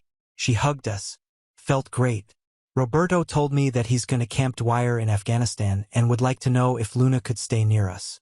He would pay for an apartment near us until he could buy a house. Of course I said yes. They went back to the city the day before yesterday. Like I said, it's been eventful. Luna's wedding is in November, and Roberto is leaving in December. Roberto sent me what constitutes as a year's rent for a townhouse community 3 miles away from my house. However, Jocelyn suggests we should put a double wide on our property for Luna and let her save her money to buy a house when Roberto comes back. Mary Soul has been blowing up my phone, and based on the message as she left, she's not happy that Luna is moving right now. My focus is my family and to mend my relationship with my daughter. Update 4. I waited for Luna to come back from her honeymoon so I can show her this post. Our therapist wanted us to have full transparency when it comes to this situation. I wanted to make sure for me to share any more information since this is also about her. She read the post, but I refused to let her see any of the hateful comments considering how much she was crying from the post. Yet she had no issues with me posting an update. Then a tragedy happened with the passing of my grandmother, and I had to place it on hold. So let's begin with where I left off. Jocelyn and I managed to get a double wide on our property and had everything ready for Luna and Roberto. Many people wondered why Jocelyn kept pushing to make peace. In the beginning, Jocelyn didn't want my lingering anger to affect our family and wanted me to make peace with myself for our family's sake. I am grateful for that. As I mentioned before, Mary Soul was constantly calling me, and the day Luna left New York, I spoke to her. She was crying and angry with me, telling me that I took her child and grandchild from her. I tried to explain to her that I want to rebuild my relationship with Luna, and almost immediately she began asking me about rebuilding my relationship with her. I had to tell her that I couldn't, which caused her to cry, and she hung up on me. Luna and Roberto loved the trailer, and the first thing Roberto did was starting the process to repay me. I told him that it wasn't needed, but he insisted, and I appreciated it. A few days later, Luna and I had our first therapy session, and I learned of all of the anxiety medication she was taking, and I learned that she suffered from chronic panic attacks. One thing I can share about our sessions is that Luna is very remorseful, and she suffered from years of verbal abuse from Mary Soul. There was things that shocked me, some things that I found to be unbelievable, but was confirmed when I spoke to my former father-in-law. Mary Soul verbally and emotionally abused her. My cousin mentally destroyed her, and despite what my feelings were in the actions I took, I know I hurt her too. 2 weeks after they arrived, Roberto received news that he was being deployed sooner, so they had to move their wedding up. At first Luna wanted to wait for him to come home, but Roberto insisted he wanted them to be married before he left. Jocelyn and I offered to help pay for the wedding, but Luna told me she only wanted me to walk her down the aisle and give her away. I know people kept telling me to get a DNA test because there wasn't one from the court due to the circumstantial evidence that was provided. Allow me to tell you there's no need for that. Luna is so positive. I'm AB negative. Mary Soul is B positive, and my cousin is so positive. However, despite what happened, Luna is my daughter. I only wished I wasn't blinded with rage. Anyway, the wedding had to be small since it was being done on my in-laws' ranch. My former father-in-law, Roberto's mother, Mary Soul, and my grandmother was invited. Only 2 RSVP, my grandmother couldn't come because she wasn't feeling well, and Mary Soul was admitted in a hospital for trying to hurt herself. Luna didn't take the news well, and I was angry at Mary Soul because she expected Luna to come back to New York to help take care of her. In the weeks leading to the wedding, I learned I was going to be a father again, and I was ecstatic. Roberto learned the hard way about breaking a horse, and I began teaching him how to fix cars again. I liked this kid. The day before the wedding, my former father-in-law arrived with Roberto's mother. His mother is a very kind person, and I commended her for raising a fine young man. My former father-in-law was stoic as always, but we spoke. He told me that he was disappointed that I left, but given the circumstances he understood. He only wished that his daughter would move on as well. On the day of the wedding, Jocelyn was Luna's maid of honor, and I tried my best not to cry as I walked her down, but it was difficult. It was even more difficult for her. During the reception, we played the Quince song again for our father-daughter dance, and again she just held on to me. For those who wanted to know the song at Cinderella by Stephen Curtis Chapman. During their honeymoon thing were getting back to normal, and I was planning to write an update, but a few before they came home my grandmother passed. This hurt me because she wasn't just my grandmother, but my mother. As I mentioned, I never knew my parents. Both my mother and father passed away alongside my cousin's parents when I was a few months old from a car accident, and she raised us together. So while preparing to go to New York for the funeral, I was trying to control myself and prepare to see my cousin. We went as a family to New York. My grandmother was laid to rest in Cypress Hill Cemetery. Yet during the funeral with my wife, daughter, and son-in-law beside me, I wasn't angry.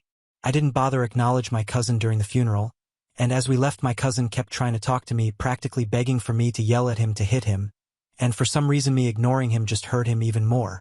A few days before we went back to Idaho, Luna and I visited Mary Soul at Bell. She was excited to see us, sad that she missed the wedding, and we thought everything was fine until we had to leave. She began to cry, telling the orderly that she wanted to go home with her husband, begging me to take her home, that I was the love of her life and to please just take her home, and I just cried as they took her away. Luna broke down as well, and it took a while before either of us had the strength to leave the visitors' lounge. My former father-in-law told us that Marisol was never the same after the divorce. She still celebrated my birthday in our anniversary, and he would argue with her to move forward, but she never did.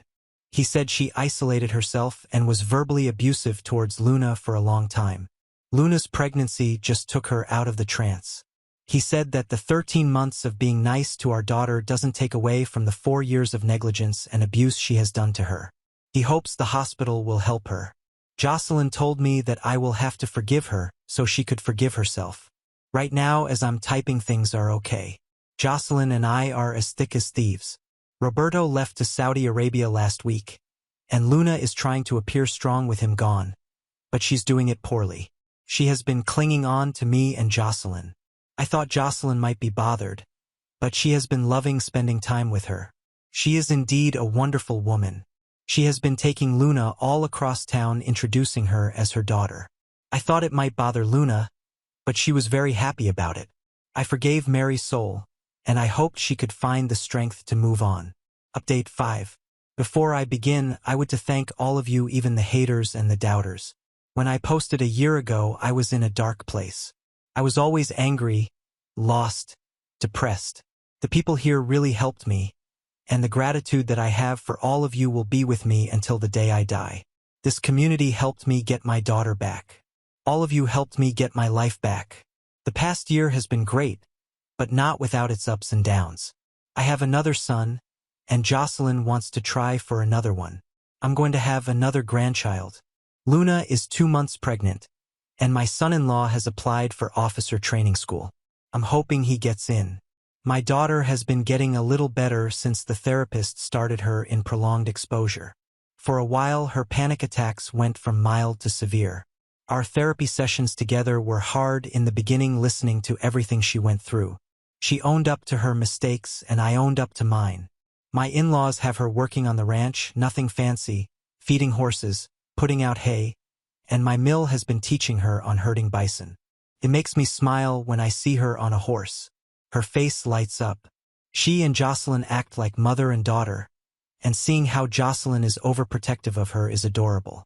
I'm blessed to marry such a wonderful woman. When I met her, she had just come out of a very abusive relationship.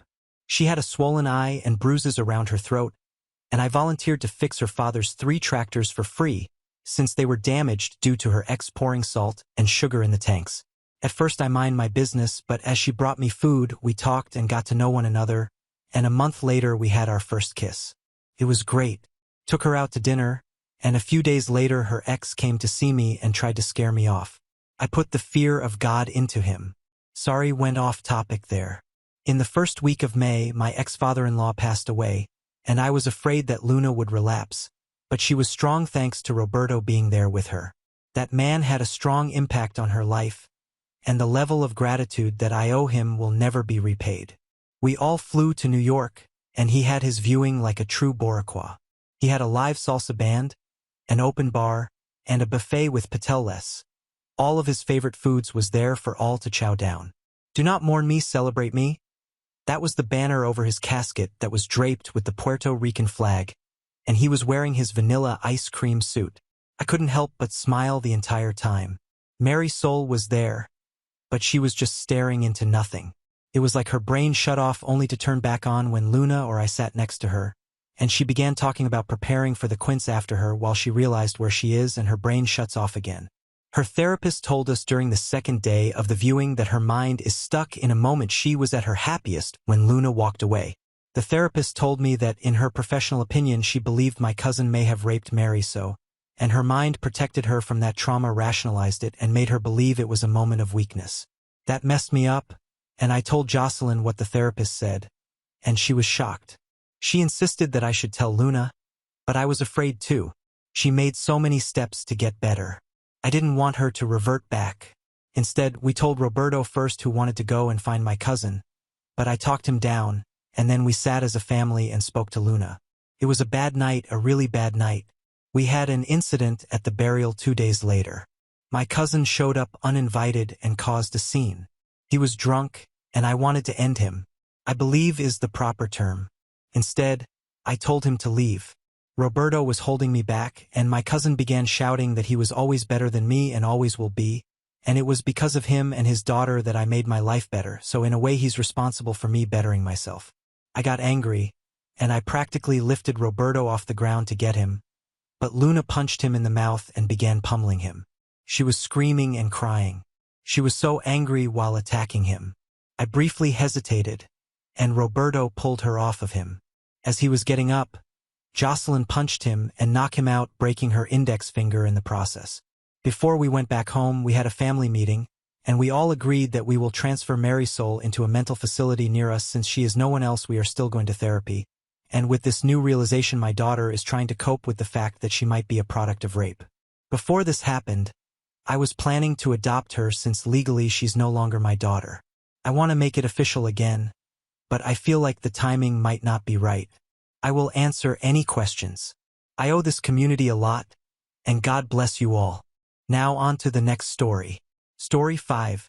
Best friend's fiancé tried to ban me from calling her nickname and destroyed his engagement with 4 text messages. The fiancé, 30M, of my best friend, 29F, wants me, 29F, to stop calling her the nickname I gave her. I don't know how to diplomatically tell him no. So, there's me, 29F, my best friend, 29F, and her fiancé, 30M. They just got engaged last week. I'm going to be her maid of honor, yay. Her fiancé is fine. We're not BFFs or anything, but he's cool.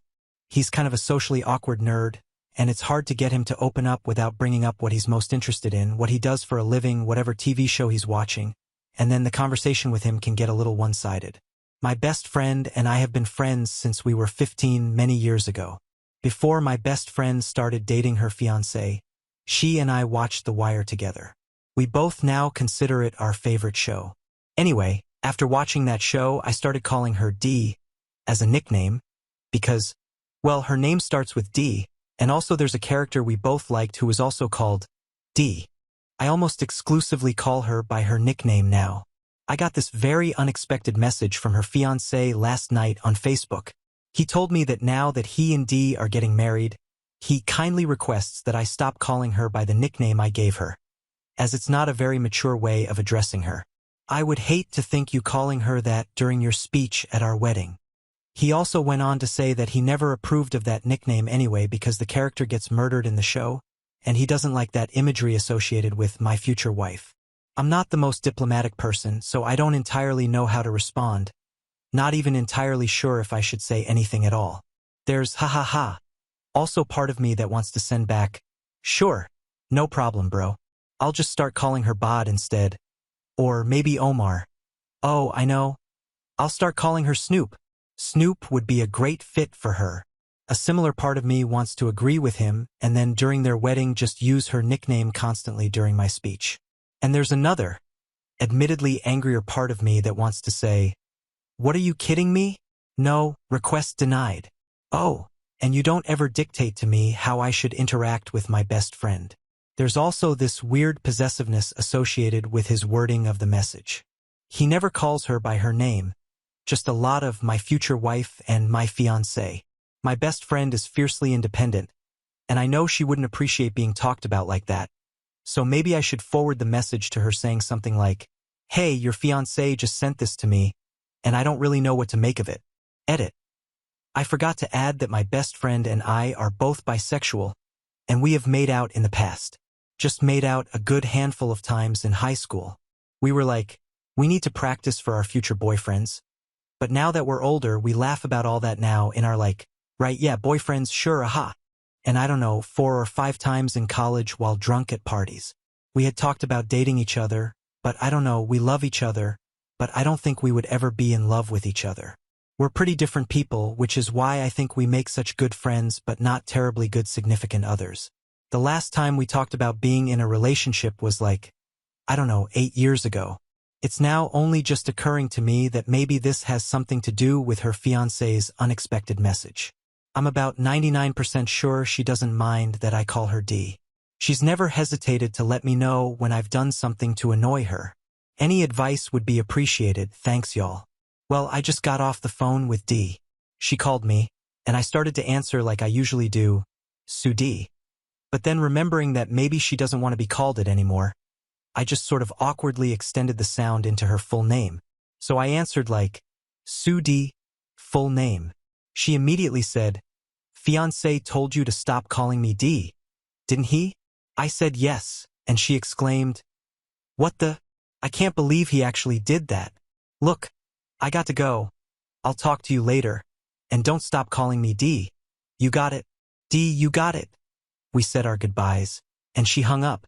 So someone might cross a line. Update. D and her older brother are very close, and she wanted him to be one of her bridesmaids. I guess that would make him a bridesman or something, whatever, doesn't matter. Anyway, the message her brother received said that that would no longer be happening as the wedding was going to be traditional, and D's brother would be replaced with the fiancé's sister, who lives on the other side of the country and who D has met like 4 times. D's cousin was also messaged, informing her that because of her lifestyle, she's gay, she will no longer be part of D's bridal party. However, if her cousin leaves her wife at home for the wedding, her position will be reconsidered. Another of these bridesmaids has short hair, a nose piercing, and small but visible tattoos. Again, dismissed from the bridal party unless she changes her appearance to be more presentable. And then there was me. I guess he couldn't find much dirt on me, so he just decided to reprimand me for my choice of nickname for her or something. I don't know.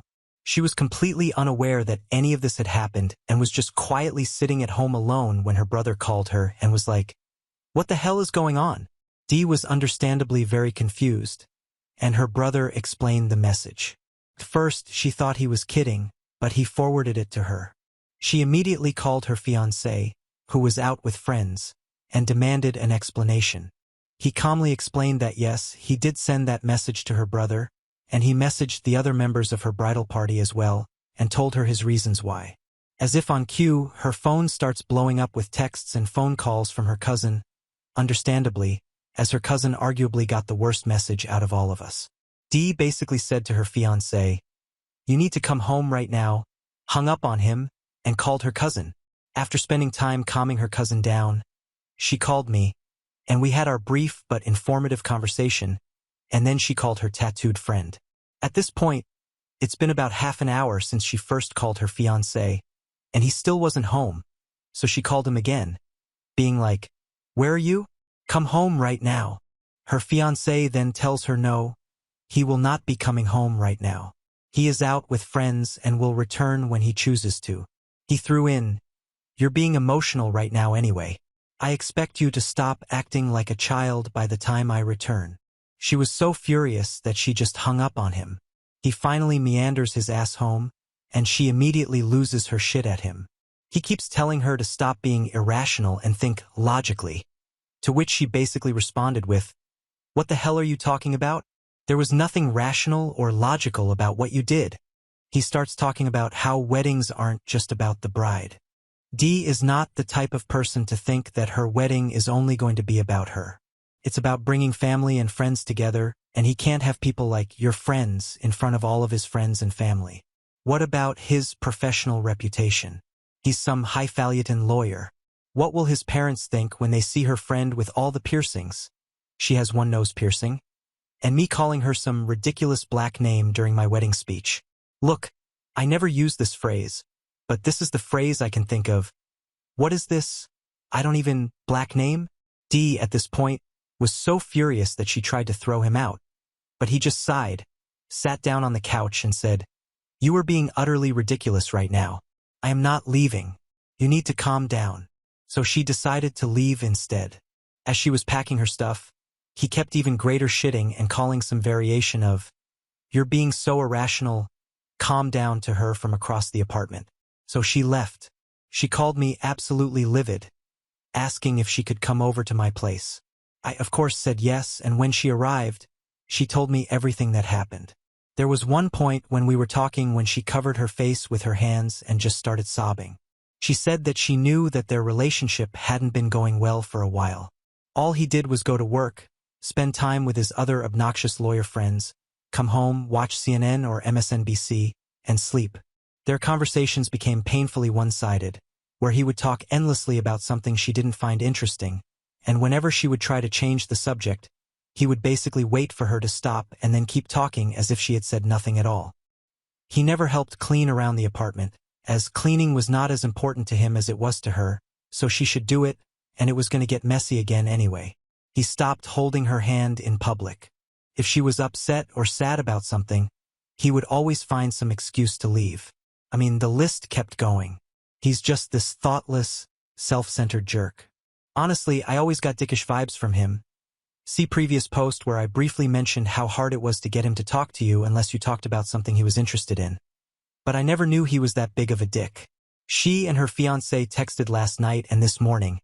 And again there was more "Stop this, you're being childish. Come home." She said she wasn't being childish, that there were some really serious problems in their relationship, and she didn't think they could move forward without some premarital counseling. He replied, "Fine. Now are you coming home tonight?" It initially took her a few hours for her to respond to that text.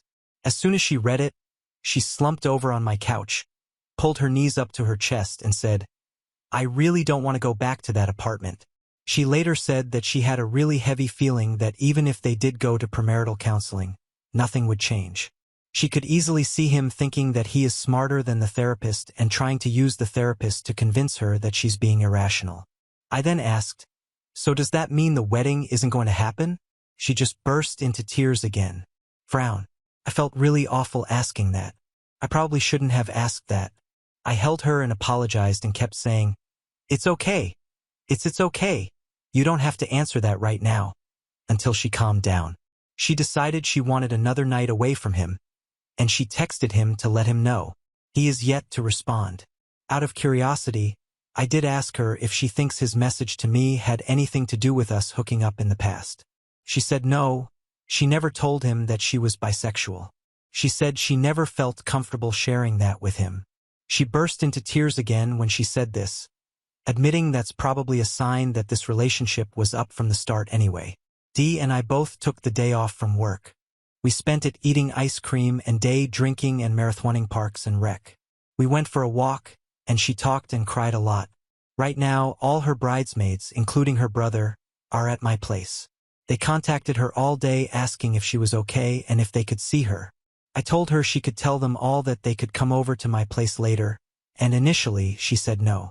She said she was so embarrassed by everything that happened that she wasn't sure she could handle seeing everyone.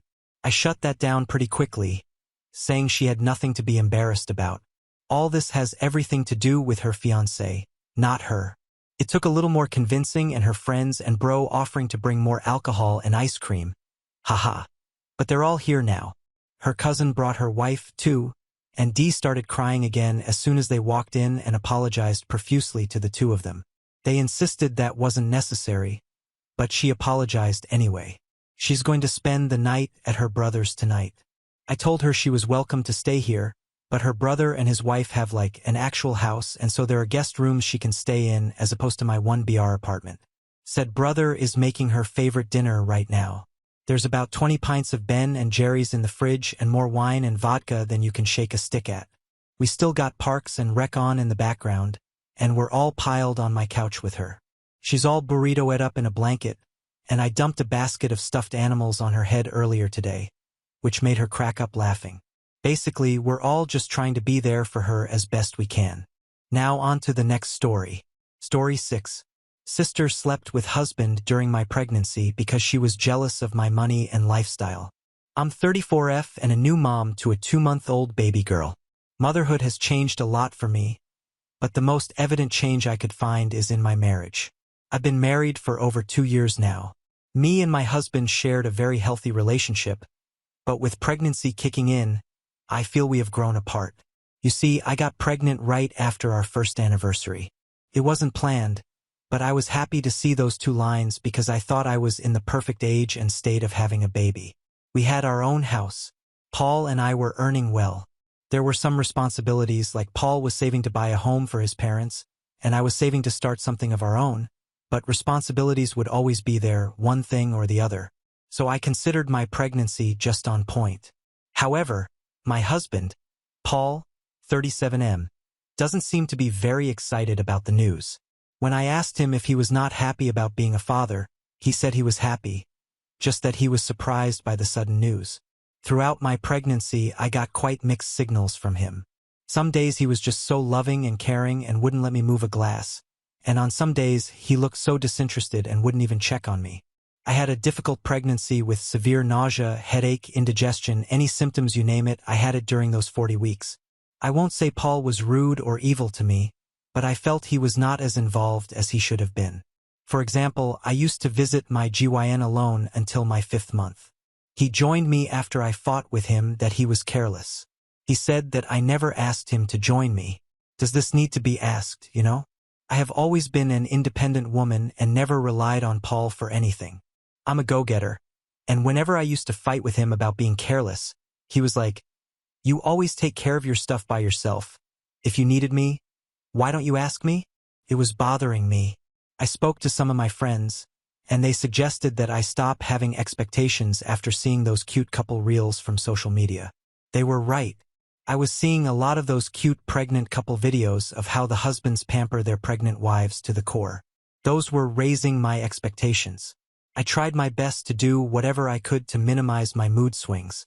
The pregnancy period ended somehow, and I'm blessed with an angel baby girl. I thought Paul would become an involved father after seeing our daughter. He was happy with the baby and spent time with her, but he was being cold towards me. I dealt with painful labor and postpartum depression. I still am suffering from that depression, but Paul doesn't care. He says he cares, but his actions don't show that. I don't see any effort coming from him still. Now I'm facing the same issue. Whenever I complain to him or fight with him, he says that I'm playing the victim and unnecessarily blowing up the whole situation. I don't think I'm doing any of that. I tried having multiple confrontations with him regarding the same, but he just doesn't acknowledge that there is a problem. This anxiety is killing me. Everyone thinks that it is just my mood swings in postpartum, but how do I make them understand that the problem is beyond my mood swings? Has anyone faced something similar? Or is it really just my mood swings, as everyone says? Update 1. Thanks for all the virtual hugs, you sweet people. Addressing the most common comment on my post. Is my husband cheating on me? Trust me, that's the first thing that comes to anyone's mind when your husband behaves in a cold manner, especially during pregnancy. This was my first thought which came to my mind when Paul behaved weirdly with me, and in my case, my doctor had strictly advised me against having sex during pregnancy because of certain complications. Initially, I thought that was the reason why Paul was aloof. I confronted him 100 times if this was the reason he was upset, and he said no, it didn't matter, and it was a small thing we are doing to have a healthy pregnancy. In fact, whenever I used to be upset that my doctor had forbidden me not to have sex while I saw other women enjoying their high libido during pregnancy, Paul used to talk me out through this, that it was a matter of just a few months. You see how confusing was his behavior. Now when I look back, I'm just amazed how he was able to pull his act together. He acted so concerned, so thoughtful, all this while, when in real he was cheating on me at my back. Yes, you guys were right, my guts were right. Of late, I found Paul texting someone until late in the night. I got suspicious because he acted secretive, like always guarding his phone, keeping it in silent mode, and deliberately keeping the screen upside down when I was around. I wouldn't have noticed these things if I didn't find him up until 3 o'clock on a Friday night. We both went to sleep at our usual time, but my daughter woke up around 2:30 a.m. I fed her and put her to sleep, but she was creating a fuss to sleep in her crib, so I tucked her in my arms and laid down on my bed. I'm guessing Paul didn't realize that I was still up. He slowly pulled his phone from under his pillow and was texting someone. He was facing the other side, and the phone screen was facing towards me. I thought of taking a peek at his screen to see whom he was texting, but just then, my baby woke up, and Paul hurriedly put back the phone under his blanket and pretended to sleep. That was the moment I realized that no matter what he said, he was definitely up to something. I didn't want to have any confrontation with him without any evidence. We have had multiple conversations before, and he never acknowledged that our marriage was a sham. A mere confrontation would lead to nothing.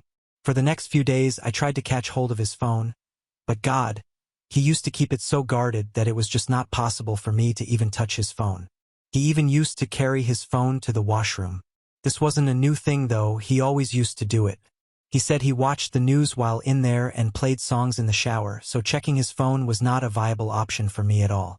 Also, I didn't know his password. I went for the next best option, email. We have a common PC at home, but it was mostly used by Paul. When he wasn't home, I crept into the PC. As expected, he was logged in through his email ID. His email ID had the details of all sorts of activities he was up to, his shopping details which he was showering on his mistress, the fancy restaurant bills, the hotel check-in details, and everything. I dug out everything but could not find the details of his AP. Even the hotel bookings were done in the name of Paul alone. I even tried to call the hotel and get the details of the extra guest, but it didn't work. I really don't know how to get into the detail sets of it. I'm so exhausted with this information, but I also don't want him to have an easy escape. I need solid evidence of his cheating. With a baby and tons of responsibilities around, all these are just so overwhelming. I can't help but break down every now and then. Update 2. It turned out that the most beloved person in my life was the reason behind my misery. My husband and my sister. My own sister, whom I have been feeding for all these years. I have a younger sister. She is 12 years younger than me. Never in my wildest dreams could I have imagined her cheating with my husband. It wasn't just cheating, it was that BTCH that lured my husband into her pants. I'm not saying this because my husband has manipulated me about his innocence. He is not innocent, but he wasn't the one who made the first move. He resisted it. I saw all the chats from where all this started. I feel so disgusted to call her sister now. Let's call her what she is. A whore. So that night before I wrote my last update, I had called her to tell her what I had found. Yes, dumb me, right from the time my relationship soured, I used to share all my problems with her, and she was playing with me and backstabbing me, having an affair with my husband all this while. That night, when Paul came back home, he went straight to his PC. It was as if he knew that I had used it. He logged in and yelled at me that I had tampered with his inbox. I was shocked because there was absolutely no history of me using his PC. I outrightly denied him because in my mind, I got the hint of who that she was. His phone was continuously buzzing. I can't explain that moment. It was so bizarre. I was feeling so dizzy. He was yelling at me for spying on him. And in my mind, I was just thinking, how could my sister betray me? He went outside to answer the call. I knew it was her, but I was so numb that I didn't even try to hear what he was talking. He was loud. If I just went out of the room, I could have heard him. From the room, I could hear him saying, I don't care. I don't give a shit about what will happen to you. I know that girls cheating with their sister's husband is not that rare. In my case, it was unbelievable for me because of the dynamics we shared. She was 12 years younger, so right from the time she was born, I was overprotective of her. I was her third guardian after my parents. When I started earning, I became her ATM. My dad had retired by then, so I took up the responsibility of her education and literally for her upbringing. Paul is 15 years older to her, and she used to consider him as an elder brother figure. How could I ever imagine that this little sister could do such things? The next morning, I went to my parents' house. She was sleeping. Yes, she still stays with our parents because she doesn't earn. She is yet to find her passion. Coming autumn, she is enrolling for her master's, and guess who's paying for it? Me. While she was sleeping, I logged into her email on my iPad. It wasn't difficult. She was still using the same email ID I created for her when she was in her teens. I just needed OTP, which I checked through the locked screen of her phone. Then through that, I accessed all her backed up WhatsApp chats. I transferred everything to my email ID. I also logged into her IG and FB using the email ID and fetched everything I could. It didn't take time, besides it was still 9 o'clock in the morning, and she didn't wake up before 12 o'clock. My mother was babysitting my daughter while I was gathering the evidence. She was suspicious to find me doing something in my sister's room while she was asleep, but my mom never questioned me. She knows that I won't do anything wrong to anyone. After I was done taking the evidence, I left. I didn't erase any footprints of tampering. I wanted her to know that she could not outsmart me any further. I came home and read all those thousands of message exchanges between them. She was eyeing Paul right from the time we got married. It started by sending funny reels, then flirty ones, and then the seductive ones. I'm not trying to defend Paul, but I saw he was just responding with laughing or heart emoticons to those reels and videos and nothing else. Things escalated between them during my pregnancy when my doctor abstained us from a sexual relationship. I told my sister about it, and she used this opportunity. There were just hundreds of messages and memes she sent to him, which meant that he was sexually starving during my pregnancy. She also sent him pictures of herself. It started with normal pictures trying out new clothes, and then she moved to bold ones showing off her assets. That BTCH played out smartly. She wanted to check Paul's reaction with the normal pictures, memes, and reels. When she saw that he didn't tell me, she moved to bold ones. When they effing got indulged, there were messages from Paul where he was scared of ruining our marriage and asking her to stop all this. Of course, this cannot be an excuse to forgive him. I'm never going to do that.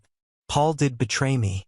There were thousands of moments where he could just stop all these, but he didn't. But more than Paul, I feel betrayed by my sister. I remember when my daughter was born, everyone in the family teased her that now I was going to love my daughter more than my sister, but I promised her that I would never stop loving her. But now I do. I hate her. When she woke up, she blasted my phone with her calls. Soon after that, I got a call from Paul, but I ignored it. Within an hour, he was home. This time, he wasn't defensive. He was like, "So you know everything." He tried to explain that he resisted it, but it was she who forced him into it. He said his biggest mistake was not informing me about her advances in the initial days. Later, he gave in thinking it was too late to inform me. I didn't say a word. I just asked him to call that whore. I want to hear from her, why did she do that? I called my parents as well. When they arrived, I deliberately took my own sweet time to put my daughter to sleep before talking to them.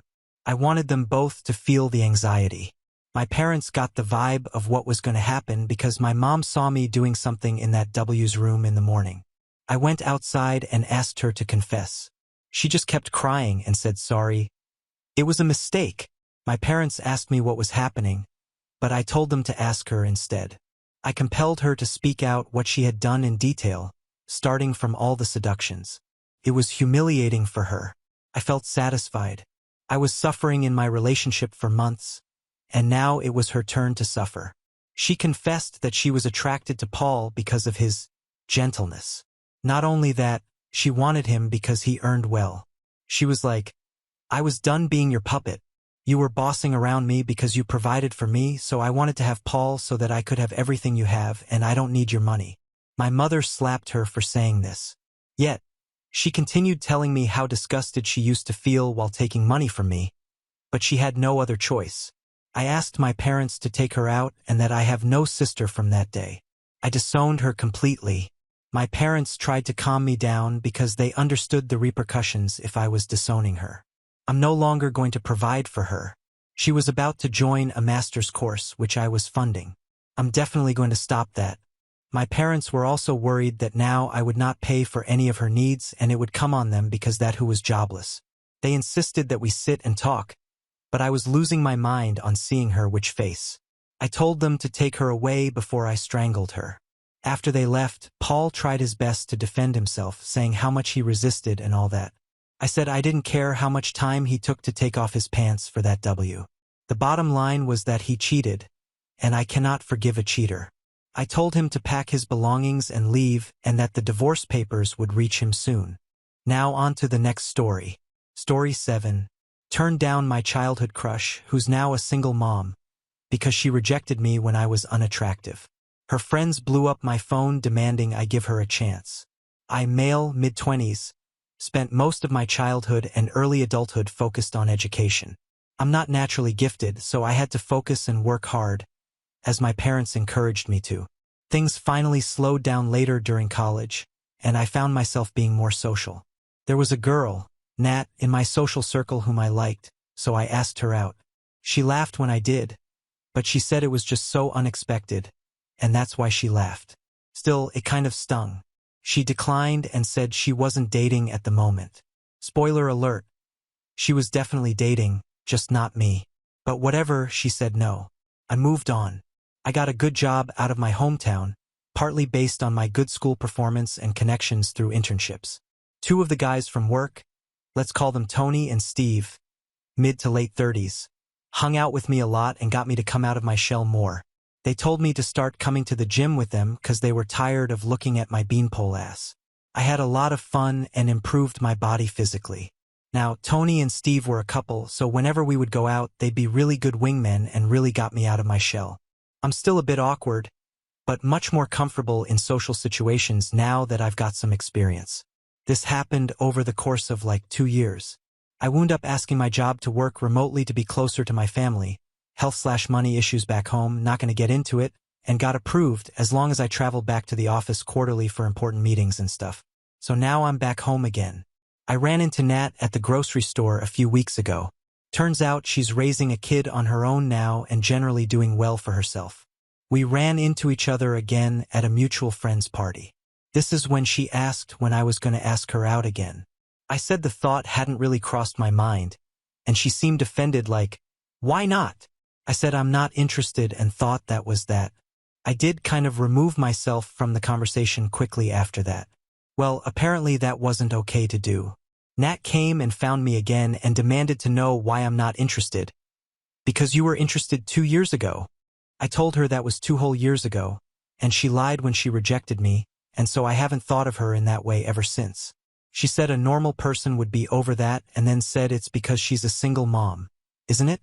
I mean, honestly, I have no interest in dating single mothers because I'm literally just now dating around. I don't want to have to deal with all the stuff that comes with a situation like that. But more to the point, I'm not attracted to Nat anymore. I just simply don't see her that way. Am I crazy here? Like, why are her friends blowing me up because I don't want to date her? Tony and Steve are telling me that I don't owe her anything, but some of my friends at home are telling me to at least give her a shot. I haven't really talked to my parents about it, but my younger brother is saying I should try and my older sister is telling me to trust my gut. I just don't understand why or how this got to be such a big deal. Update 1. After reading and replying to some of the overwhelming amount of comments here, I spoke with my sister last night about what to do. I don't like the chaos of this situation. There's a lot of anxiety, and I feel the need to resolve it. To that end, after much consideration and my sister's agreement, I reached out to Nat this morning and asked her if she would meet me for coffee tonight. I made it clear that this is not a date. It's just 2 friends trying to come to terms with each other because I don't like all the messages and comments from her friends. Nat accepted pretty quickly and said she'd like to clear the air about some things. The fact that she apologized for any craziness does give me some hope that our talk later will be productive. I will update you all tomorrow if I can. I appreciate everyone's time and input. Edit. Please, no red pill theories in here. I don't like how adversarial that makes things, and it's not how I view the world. My sister, my mother, my cousins, and many other people in my life are absolutely wonderful women. I don't like the disparagement, so let's please keep things civil. This is not an indictment on an entire gender. Let's stop it, please. Now for some comments. Comment 1. No way. There is literally no benefit to you dating a single mom as a guy with options, let alone one who was not interested when you were less successful. Opie. To be clear, the parenthood thing makes me feel anxious and uncomfortable, but in my mind, that's less of a concern than the fact that I'm just not attracted to her. I don't know that it's fair to say my successes are a factor. People always expected a lot out of me, and Nat is successful in her own right. I know that much. She's not a bad person. I'm just not interested. Comment 2. You saying that you are not interested is enough. It's pretty pathetic that she is now harassing you and having other people harass you just because you don't want to date her. That would make me be more turned off towards her. Does she think arguing with you about why you won't date her and getting other people to message you over it would make you want her more? Or guilt you into dating her? Opie, I don't know what she's thinking, really. I felt really awkward, so I've been making myself scarce. I do feel kind of guilty. I'm not used to rejecting people. Comment 3. Given that she laughed at you last time, why should you give her a chance now? Opie. She did say that she laughed because she didn't expect me to ask her out last time. I kind of believe that because I laugh when I'm nervous or surprised, too. I just feel guilty. I don't like making people feel bad, and her friends are talking her up quite a bit. She does have a lot of really nice qualities about her. But my gut is just telling me not to go for it. I'm uncomfortable. Comment 4, you're not wrong. She lied to you when she rejected you.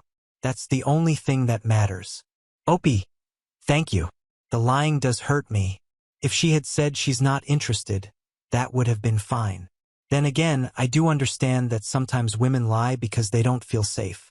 I don't know that I necessarily blame her for it, but it also doesn't exactly make me feel good. Update 2. Hi everyone.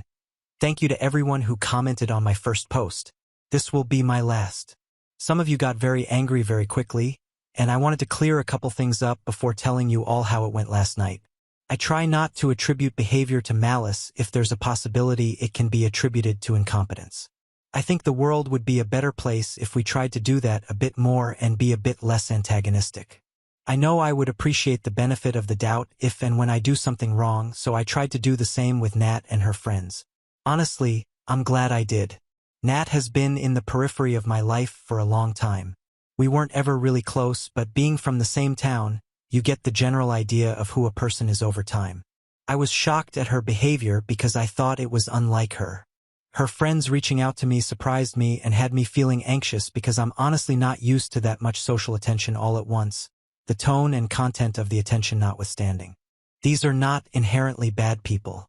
I believe they are just generally good people who are behaving poorly. Anyway, what you all really want to know. I met Nat for coffee, well, tea, at a local coffee shop last night.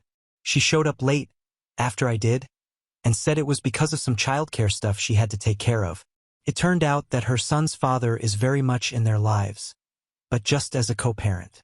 The reason she is single is because co-parents is really all they can be together. They did not work well as a couple at all. But, from Nat's own admission, her son's father is a very good dad. Dedicated, caring, and supportive. I said to Nat that these last couple weeks were very stressful for me because of her friends contacting me about her, and that I'm sorry that she was offended or hurt by my saying no, but I'm not sorry for saying no. Nat stopped me and apologized herself. She said she didn't intend for any of that to happen. She just has some very loyal and passionate friends. She also said sorry for how she behaved at the party and gave me some very helpful context. Now, Nat had just recently started dating again and has not been having much luck. She expected as much, but she didn't expect people to be so uncaring about it. The last guy she met was quite cruel about her being used goods, and harshly rejected her specifically for being a single mom, so that was fresh in her mind. Nat said she saw me and was attracted to me, not just physically, but that I was less socially awkward and could hold somewhat of a decent conversation now, so she was attracted to my growth. She said she remembered that I was smart and caring, but I was very socially awkward when I had first asked her out. Nat was adamant that she did not mean to laugh. She was genuinely just surprised because she never suspected that I even thought of her that way to begin with. I do believe her on this front. It turned out that she was trying to flirt with me at the party, and when I rejected her, the negative emotions she had from the last rejection just took over, and she reacted poorly. She said she complained to her friends, and they took it upon themselves to try to grease the wheels. To Nat's credit, the messages have stopped since yesterday after I first reached out to her and explained why I wanted to meet. In retrospect, I think I may have overreacted, too. I believe this because looking at some of the messages from her friends more objectively, it looks like they were just advocating for us to be together rather than attacking me for saying no, if that makes sense. But all the attention felt like demands to me, and I may have panicked a bit. So that's basically it, everyone. I apologized, she apologized, and it's all a lot more mundane than I think some people may have expected. No, we're still not dating, and we're both okay with that. Though we did agree that if the opportunity presents itself down the line and the timing is right, one or both of us may try gently approaching the idea again. I don't know if I ever expect that to happen, but it's not entirely a bad thought. Just not a thought I would entertain for at least a few years from now. I like my life the way it is for now. Now for some comments. Comment 1. You seem like a very nice guy. Actual nice, the good kind. I'm sure your anxiety about the situation played a role, but under that seems a caring guy. With that said, stay away from Nat and her friends. She may not have intended the bum rush, but the fact her friends thought it appropriate at all is concerning. Listen to Tony and Steve, they have their heads screwed on right. Opie, thank you. Yeah, I am grateful to have my friends. I've been a generally anxious person most of my life, so I can't say I'm too surprised at it having such an impact on me here and now. Comment 2. Having read both bits of your story, I am simply baffled by why you are in any contact with her or her unbalanced friends. Do you want to be in high school forever? You did nothing wrong. She was unable to deal with her life, so she sicked her childish posy on you via the net. When an adult has a problem, they deal with it themselves. No adult messages a third part about who they should be dating. None of this was anyone but your business, and certainly not the group of harpies. This is childish and sad. Stand up for yourself. Tell her to never bother you again, and move on with your life. Comment 3. Was someone he liked and had respect for at some point in his life, and he wanted to give her a chance to redeem herself as that person in his mind. Does she deserve it? I don't think that matters because he wanted to clear the air. Opie. Yeah, I don't think she or her friends are reasonable, but sometimes being human is to be unreasonable. It doesn't sound like he's going to date her or anything. Opie. Thank you. I did want to settle the matter. If something feels unresolved, it makes me very uncomfortable. I'm very glad that Nat was more agreeable this time around, and I appreciated learning the context of her life. I feel very badly for her that the last guy or two treated her so meanly. I can't fathom being that callous to another person. It doesn't make sense to me. Comment 4. I'm surprised things didn't turn out as messy as I thought it would. I'm reading too much Bew post LOL. All in all, I'm happy for OP as he seems like a nice guy, but for the best, going distance from Nat and her friends is the best solution now. Now on to the next story. Story 8. Busted my wife's secret Paris affair through our airline miles, canceled her return flight, divorced her, and got her French lovers band broken up. My 33 male, wife, 30 female, and I have been together for 6 years. When I met her, I knew right away that I wanted to be with her forever. She was everything I ever thought I wanted in a woman and more. It actually took a little bit of convincing to get her to go out with me to begin with. She was new at the office we worked in, and she didn't want to get in trouble by another employee, but I could tell that she liked me by how she looked at me. We eventually had our first date, and it was incredible. It sparked the beginning of a whirlwind romance, and we got married about 1.5 years after meeting. One of my favorite things about her was her desire to always be learning, whether it was a new skill or a language. She was always trying to expand her horizons. She was a very worldly person. She loved to travel, and she loved learning things about different cultures. I wasn't any of that, but I aspired to be, so I admired her for it. We did some traveling together when we first got married. We visited Singapore and Thailand together, which was incredible. When the pandemic happened, obviously we weren't able to travel at all. Not being able to travel and explore the world really took a toll on my wife. It truly was her greatest passion, and having her confined within a house for months was a nightmare for her. One of the things that she did to escape from that was to join this online club that would meet once or twice a month. People would just chat over a Zoom call about places they visited and their cultures. One of her favorite aspects of it was a recipe sharing section where everybody shared different foods from their respective cultures. She loved her group. She actually became pretty good friends with a lot of the members. They would chat with each other away from the group meetings and play games online or watch movies together through Discord. I was happy that she was able to find a way to survive those early days of the pandemic. When everything was clear, vaccines were coming out, and it was finally safe to travel, she jumped at the first opportunity she had. Unfortunately, I was back working in the office, so my schedule wasn't permitting anything like that. She was actually laid off at the beginning of the pandemic, and I was supporting us both. So if she wanted to travel, she would have been able to. We had a long conversation about it because she felt bad going without me, but she told me how trapped she felt after everything that happened. I wasn't happy with her going without me. I felt left out, but I knew that she needed that freedom, so I agreed to let her go. She left for a week and came back happier than I'd seen her in a long time. She had gone to Germany to visit one of the friends she made in her online group. She showed me a ton of pictures of them together, the things she'd seen, and the food she had eaten. I thought it was enough to satiate her desire to travel until we could do it together. But I was wrong. It only seemed to open a window for her to want to do more. I still couldn't take off and ignore my responsibilities to go with her. I explained how her traveling alone made me feel, and she agreed that she would wait until I could take some time off before she went anywhere else. A couple of months after we had that conversation, she told me that one of her friends from the online group she was in had been begging her to come to her wedding. At first, I thought that I would have had enough time to request off of work and go with her. When she told me the dates, I was disappointed because I knew I wasn't able to go. I had a big work conference that was mandatory that I attend.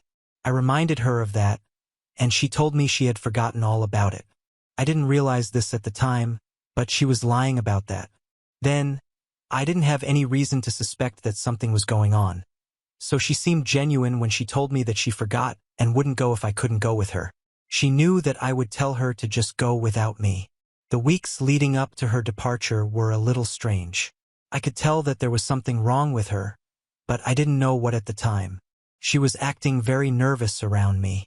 She couldn't meet me in the eyes a lot of the time, and it always seemed like there was something on the tip of her tongue that she wanted to say. We both left on the same day for our flights.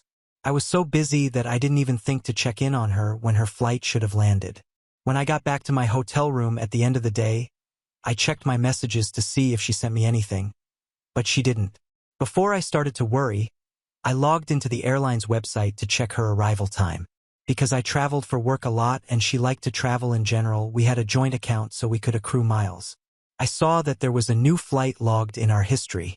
She landed where she told me she was originally going to, but there was a departure to Paris, France an hour after the other flight arrived. She never mentioned anything about going to Paris while she was there. I screenshotted the information, and I texted it to her to make sure that it was her that bought it. It wasn't impossible that somebody could have hacked our account and bought their own plane ticket. She didn't respond to me right away, but I got a message about 15 minutes after the Paris flight was scheduled to arrive that pretty much confirmed to me that she was in Paris. I just didn't understand what she would be doing there. She called me from the airport and told me that she had a little extra time and she wanted to visit the city before the wedding. I was honestly a little too tired to argue with her, so I accepted it and figured we would talk about that later on. It was a little bit frustrating for me because airline tickets aren't cheap, especially not when somebody is buying business class and first class tickets everywhere they go. As I said, she lost her job at the beginning of the pandemic. I had an incredible job and supporting both of us wasn't an issue at all, but when she was making purchases like that, it would be nice to be aware of them. I went to sleep and didn't even think about it until I woke up in the morning. When I looked at my phone, I saw that I had a text message from an unknown number. It wasn't immediately alarming because I have a lot of spam text messages that come through on a daily basis. When I opened it to see what it was, I saw a picture of my wife standing in front of a mirror naked with a man standing behind her taking a picture. There was no context given to the photo at all. Immediately I replied and I asked who the person was, and they read the message. They just didn't reply. The conference I was attending was hugely important for my work, so I tried as best as I could to push what I saw to the back of my mind just to get through the day. I didn't look at my phone because I couldn't stomach the idea of my wife texting me that she loved me after what I saw. When I was finally finished with the day, I noticed that the number that texted me tried to call me twice. I got back to my hotel room and I called back.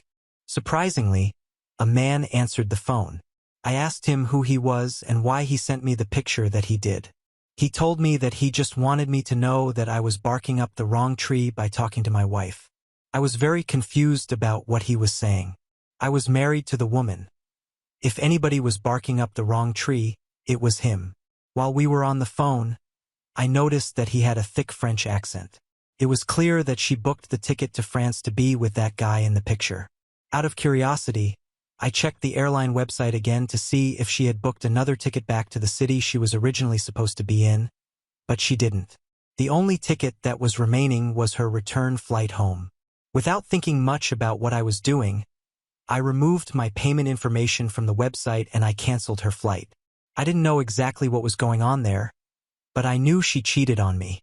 The details about what she told that guy weren't really any of my concern. She lied to me about why she needed to go abroad, so she could sneak off with another man.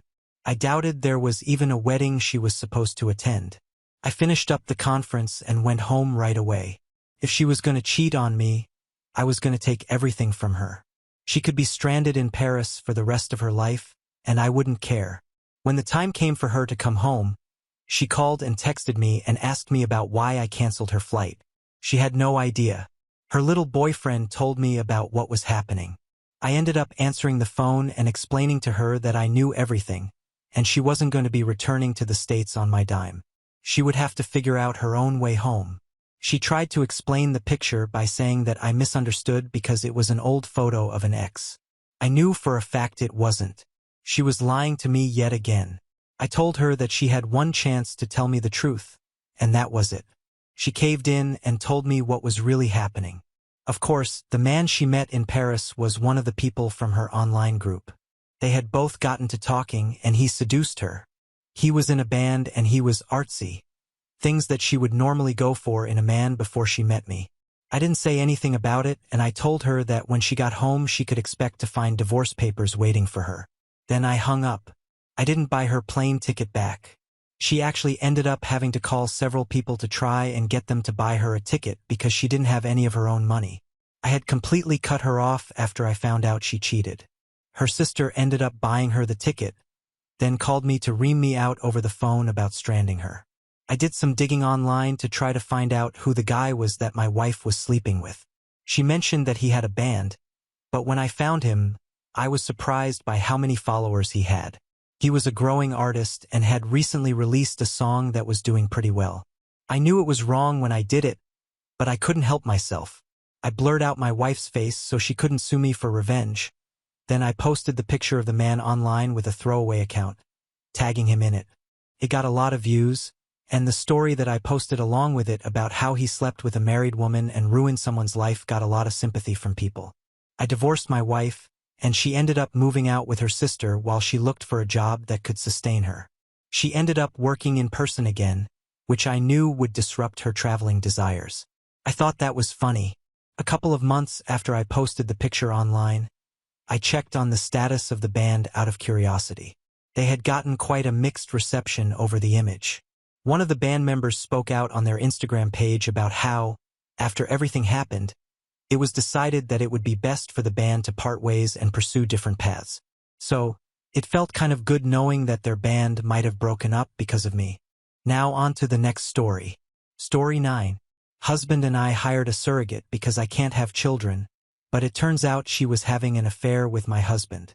I discovered their plan through emails to take my baby and money. I, 33F, have been married to my husband, Zach, 36M, for the last 10 years now, and we have been together for over 13 years. I met him in college, and while he was a couple of years older than me, that wasn't a problem in our relationship. I have always been an ambitious woman, and he knew that about me since the time we had met. I work as a fashion designer in a global label, the name of which I cannot take for obvious reason. I have worked very hard to reach where I am because I started off in the industry with no connections and no backing from anyone. I had to slowly crawl my way up the ladder in my field, and I'm really proud of where I have come. When things were getting serious between Zach and me, I had told him that for me, establishing my career was a priority, and if he could not understand and support it, I could not really think of having a life with him. Zach understood completely because he is very driven and ambitious himself. He currently works in the finance department of a tech company and has steadily grown in his career to create a name for himself. 3 years ago, however, Zach and I started having issues in our marriage. He felt that I had done really well in my career and that the time had come to focus on starting a family and raising kids. I did not feel the same way. While I knew that I had come a long way, I knew that there was still time and there was more that I could do. I had by that point in time begun looking to switch to my current label or other labels of the same stature. Securing employment here is very tricky, but my old job was in jeopardy due to COVID-19. I knew they would begin laying us off soon, and I couldn't afford that, so I was looking to make the switch before something untoward happened. Zach, on the other hand, thought that this was the perfect opportunity for us to try for kids. If I got laid off, I'd get a break, and I could just focus on the baby for a couple of years and then start working again if I wanted to. I did not want that for myself at all. Any time that we had a conversation about it, it ended up turning into a fight, and I knew that he was not interested in listening to me or hearing my perspective, so I started applying to these places without confiding in him. I felt horrible at first because he was my partner, and we had always shared things with each other, but I knew that I could not sacrifice my career at this juncture. A few months later, in late 2021, I landed my current job. When I did, I was over the moon, ecstatic, and extremely proud of myself, but Zach unfortunately did not replicate those sentiments. He felt blindsided that I had taken such a huge step without considering his opinions and how it would derail our family for the considerable future. I tried explaining my point of view to him, but he was hurt and didn't want to make any kind of sense. I knew that I needed to give this time in order to salvage and improve our relationship. By April 2022, I had proven my mettle to my managers and supervisors, and my terms of employment were upgraded. The benefits that I have since been offered have been unbelievable, and this was essentially why I needed to make the switch. I knew that in these big labels, once you secure a place for yourself and work hard initially, you wield a lot of bargaining power. When I told Zach about the perks I was being offered, he at first thought that I was joking. They were that good. I would get 6 months of paid maternity leave along with another 6 months of either unpaid leave or work from home. I was free to choose. None of this would have been possible in my older job. I thought that this was thus the best time to try for a baby because now I would not have to compromise my career for motherhood. I had a secure job that had provisions to allow me to transition into this new phase of life as easily as possible. I thought everything was going well and we started trying for a kid. Unfortunately, we did not have any success till November 2022, which is when we decided to go to the doctor to see what was up. Both of us were getting worried, him more than me, and we knew that this was the best step to take in such a situation. The results of the test were clear. I had a very low chance of conceiving naturally. I was devastated because I really wanted a child. The doctor said that this was not something that was related to my age or lifestyle, but was a side effect of a debilitating illness I had in my late teens. So, essentially, there was nothing that I could do about it. Zach, however, did not understand this. He felt that it was because I was over 30 years old that these problems were arising. He was genuinely behaving like a not listening to anything the doctor was saying but coming up with stories and theories of his own. He started blaming me and my ambition for my infertility, saying that if I had just listened to him and not focused on my career so much, we would have been parents by now. No amount of discussions, arguments, family intervention, or medical opinion would change his mind. It was as though he was waiting for the perfect opportunity to blame me and hate my job. It got very exhausting for me mentally, especially since I was also dealing with my own personal sense of grief. I was heartbroken when faced with the reality that I would never be able to carry a child to term. It was the darkest period of my life, and I had no support from anyone. It was here that my in-laws intervened. They had come to our place for Christmas that year, and when they saw the state we were in, they were appalled. Both of them urged us to work things out on our own, but we were butting heads all the time. It was then that they decided to fly down and talk to us regarding our issues. My Phil tore a new one into Zach for blaming me for something I had no control over. Even my Mill said that she was disgusted that she had raised a son like him. They supported me throughout, and I was very grateful for their support. I know for sure that had they not intervened at that point in time, the marriage would have broken down.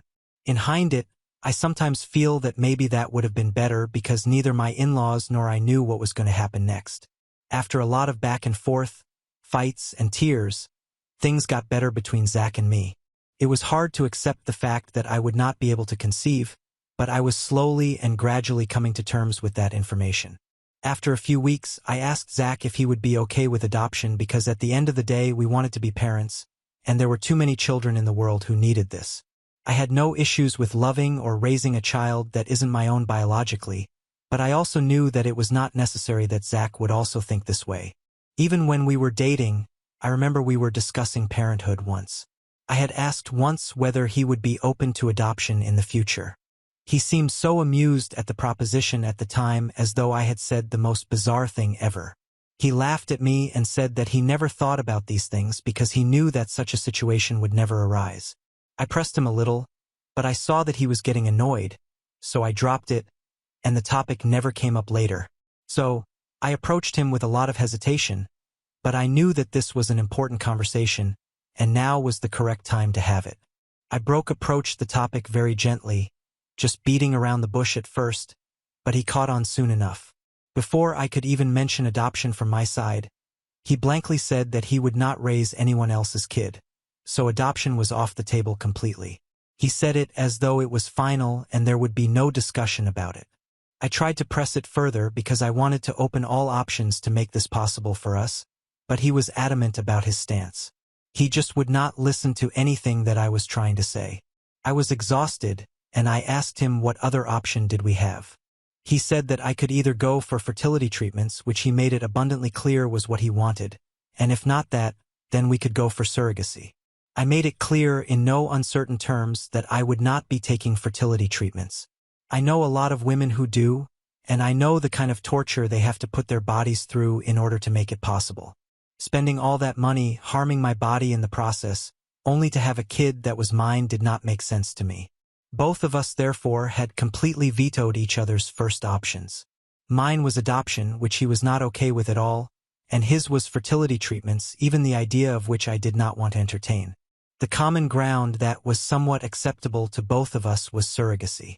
Neither of us had thought of it as our preferred option, and there was a lot of back and forth in trying to convince the other person to relent and choose either adoption or fertility treatments, but we were both stubborn and didn't want to budge, so ultimately we decided on surrogacy.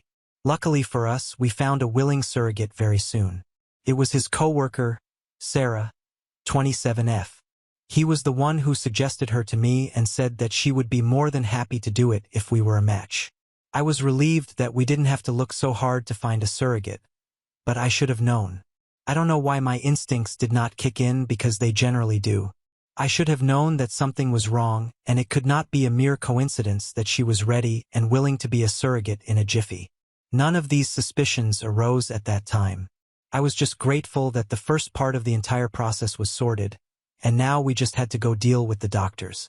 She went through some tests and some intense doctor appointments, but the doctor seemed positive. She was young and fertile, and they said that she had a very good chance of carrying the pregnancy to term. The samples had been collected and stored beforehand, so it was just the part of implantation that remained. Once all of this and the paperwork were done, the doctors gave us an appointment for the big day. Both Zach and I were so excited and anxious the entire time. I felt like a little girl on her way to write an exam. Sarah looked tense too, but she put up a brave front for us.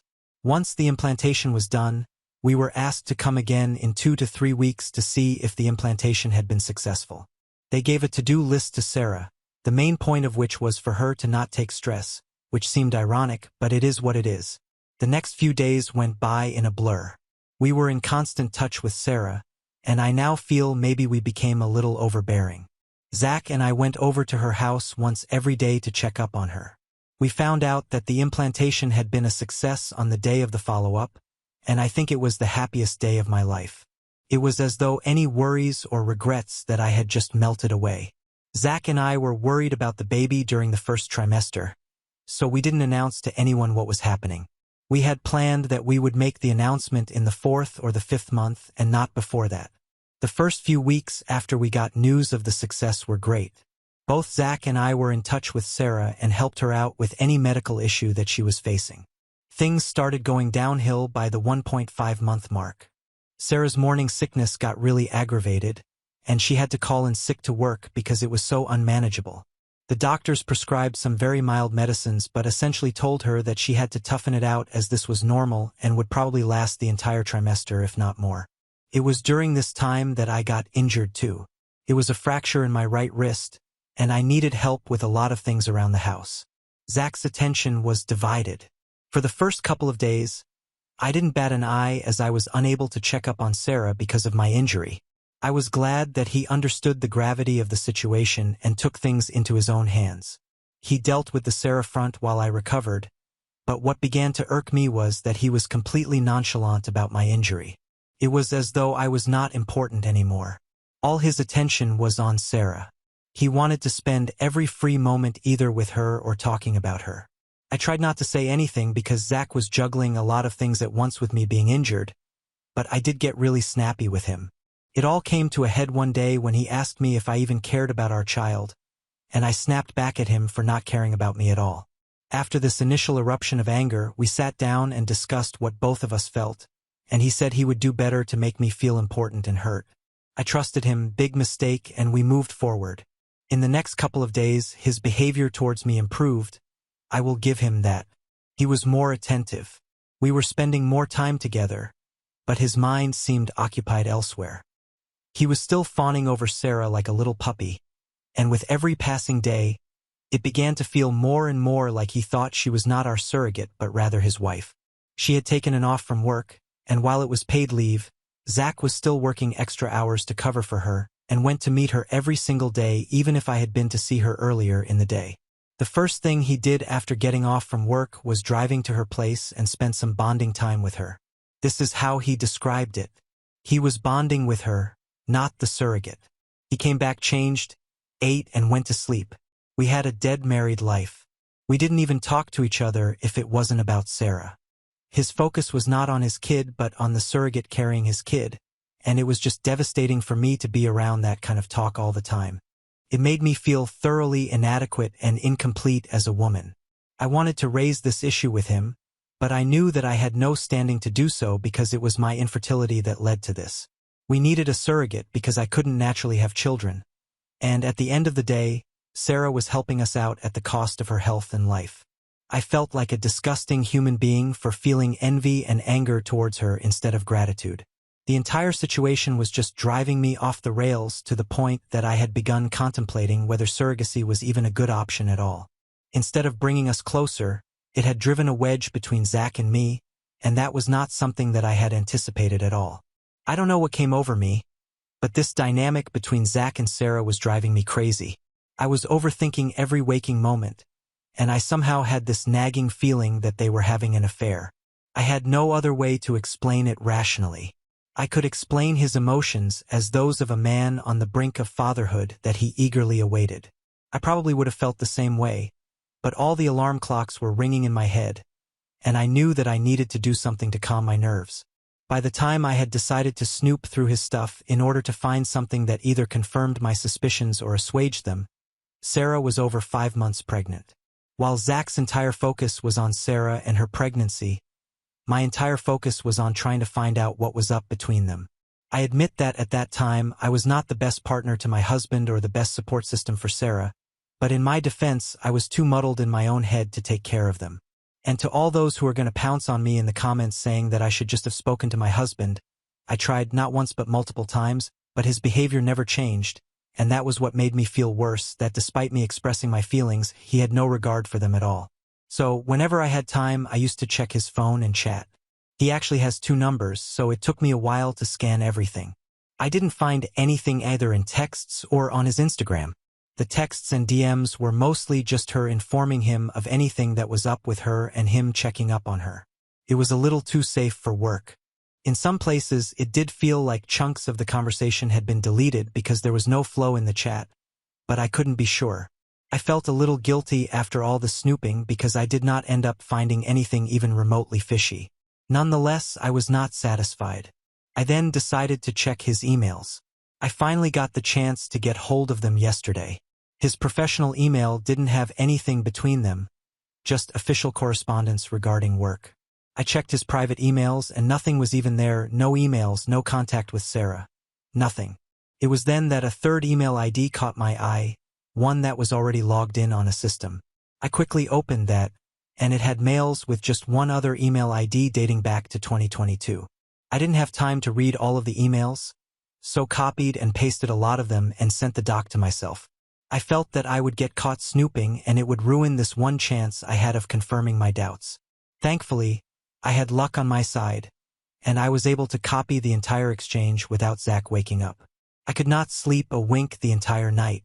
I wanted to read every single mail that was there aloud for him to hear, but I knew I had to be smart about it, not impulsive. I decided to wait until he left for work the next day and then read the emails. What I found shook me to the core. It made me want to fire a bullet in his chest. He was not just cheating on me emotionally and physically, but he was also planning on defrauding me. Took me hours to go through all the emails. So, basically, what I found was that he and Sarah had been having an affair since early 2022. Nobody in their office knew about it. It started with him talking to her about our problems, and she would listen to him and validate him. Gradually, it developed into something more intimate, sleazy texts and images, verbal abuse and sarcasm directed towards me, and all that jazz. It was horrifying to read. Something broke inside me when I read all this. It felt as though everything that I had built over the years had come crashing down on my face, and I couldn't do anything about it. I gathered some courage and read more. So, basically, Sarah could never have children of her own in the sense that there was some problem with her eggs, and she was the typical woman Zach would like to have as the mother to his kids. So, they hatched a plan together. The plan was that they would somehow get me to agree to surrogacy, and Sarah would step in as the savior. Zach had convinced Sarah that once the baby was born, it would be in the best interest of their family that Sarah quit her job and become a stay-at-home mom. The only way that would have been able to afford a luxurious life with only one income and a family of 3 would be if they somehow roped me in. The plan was that right before the baby's birth, Zach would start picking fights with me, and he would ultimately lead us to divorce. He would then press the courts for primary custody because even though I was the biological mother, he was willing to raise the child with the surrogate. I would then have to pay hefty child support payments till the child turned 18, which I could afford given my job. They would then mooch off of these payments and live their picture-perfect life together. All of this was detailed in its entirety in those emails. At first, I didn't even feel hurt. I just felt shocked and numb.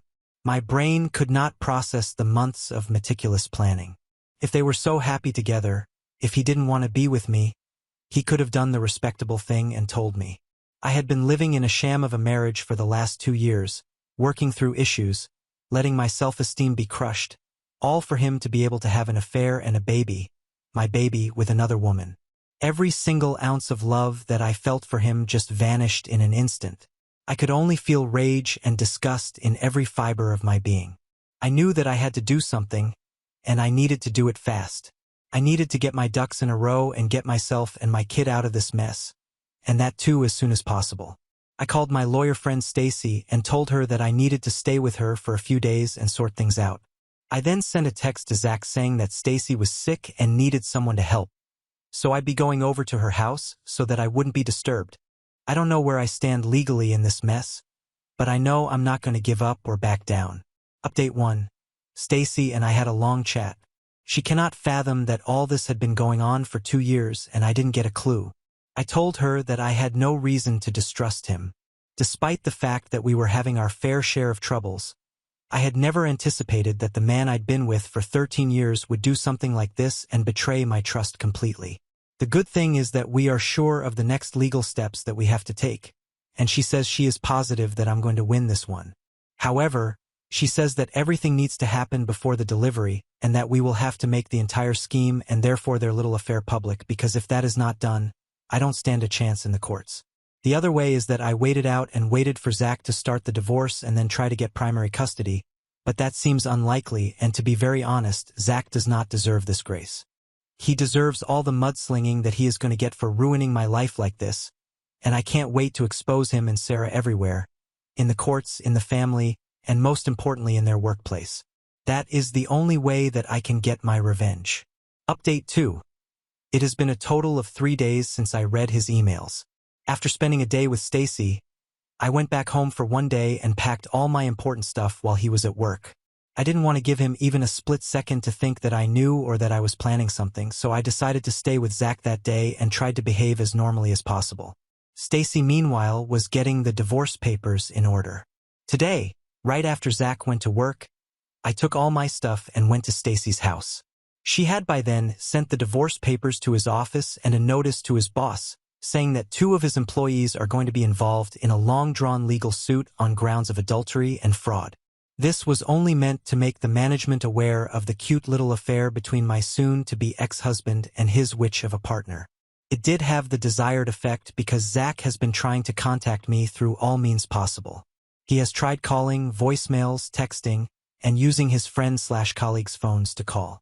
Stacy has advised me to not receive any unknown call on my phone, and if I do, I need to record it because anything that he says from this point onwards can be considered as evidence. His messages in themselves are very incriminating.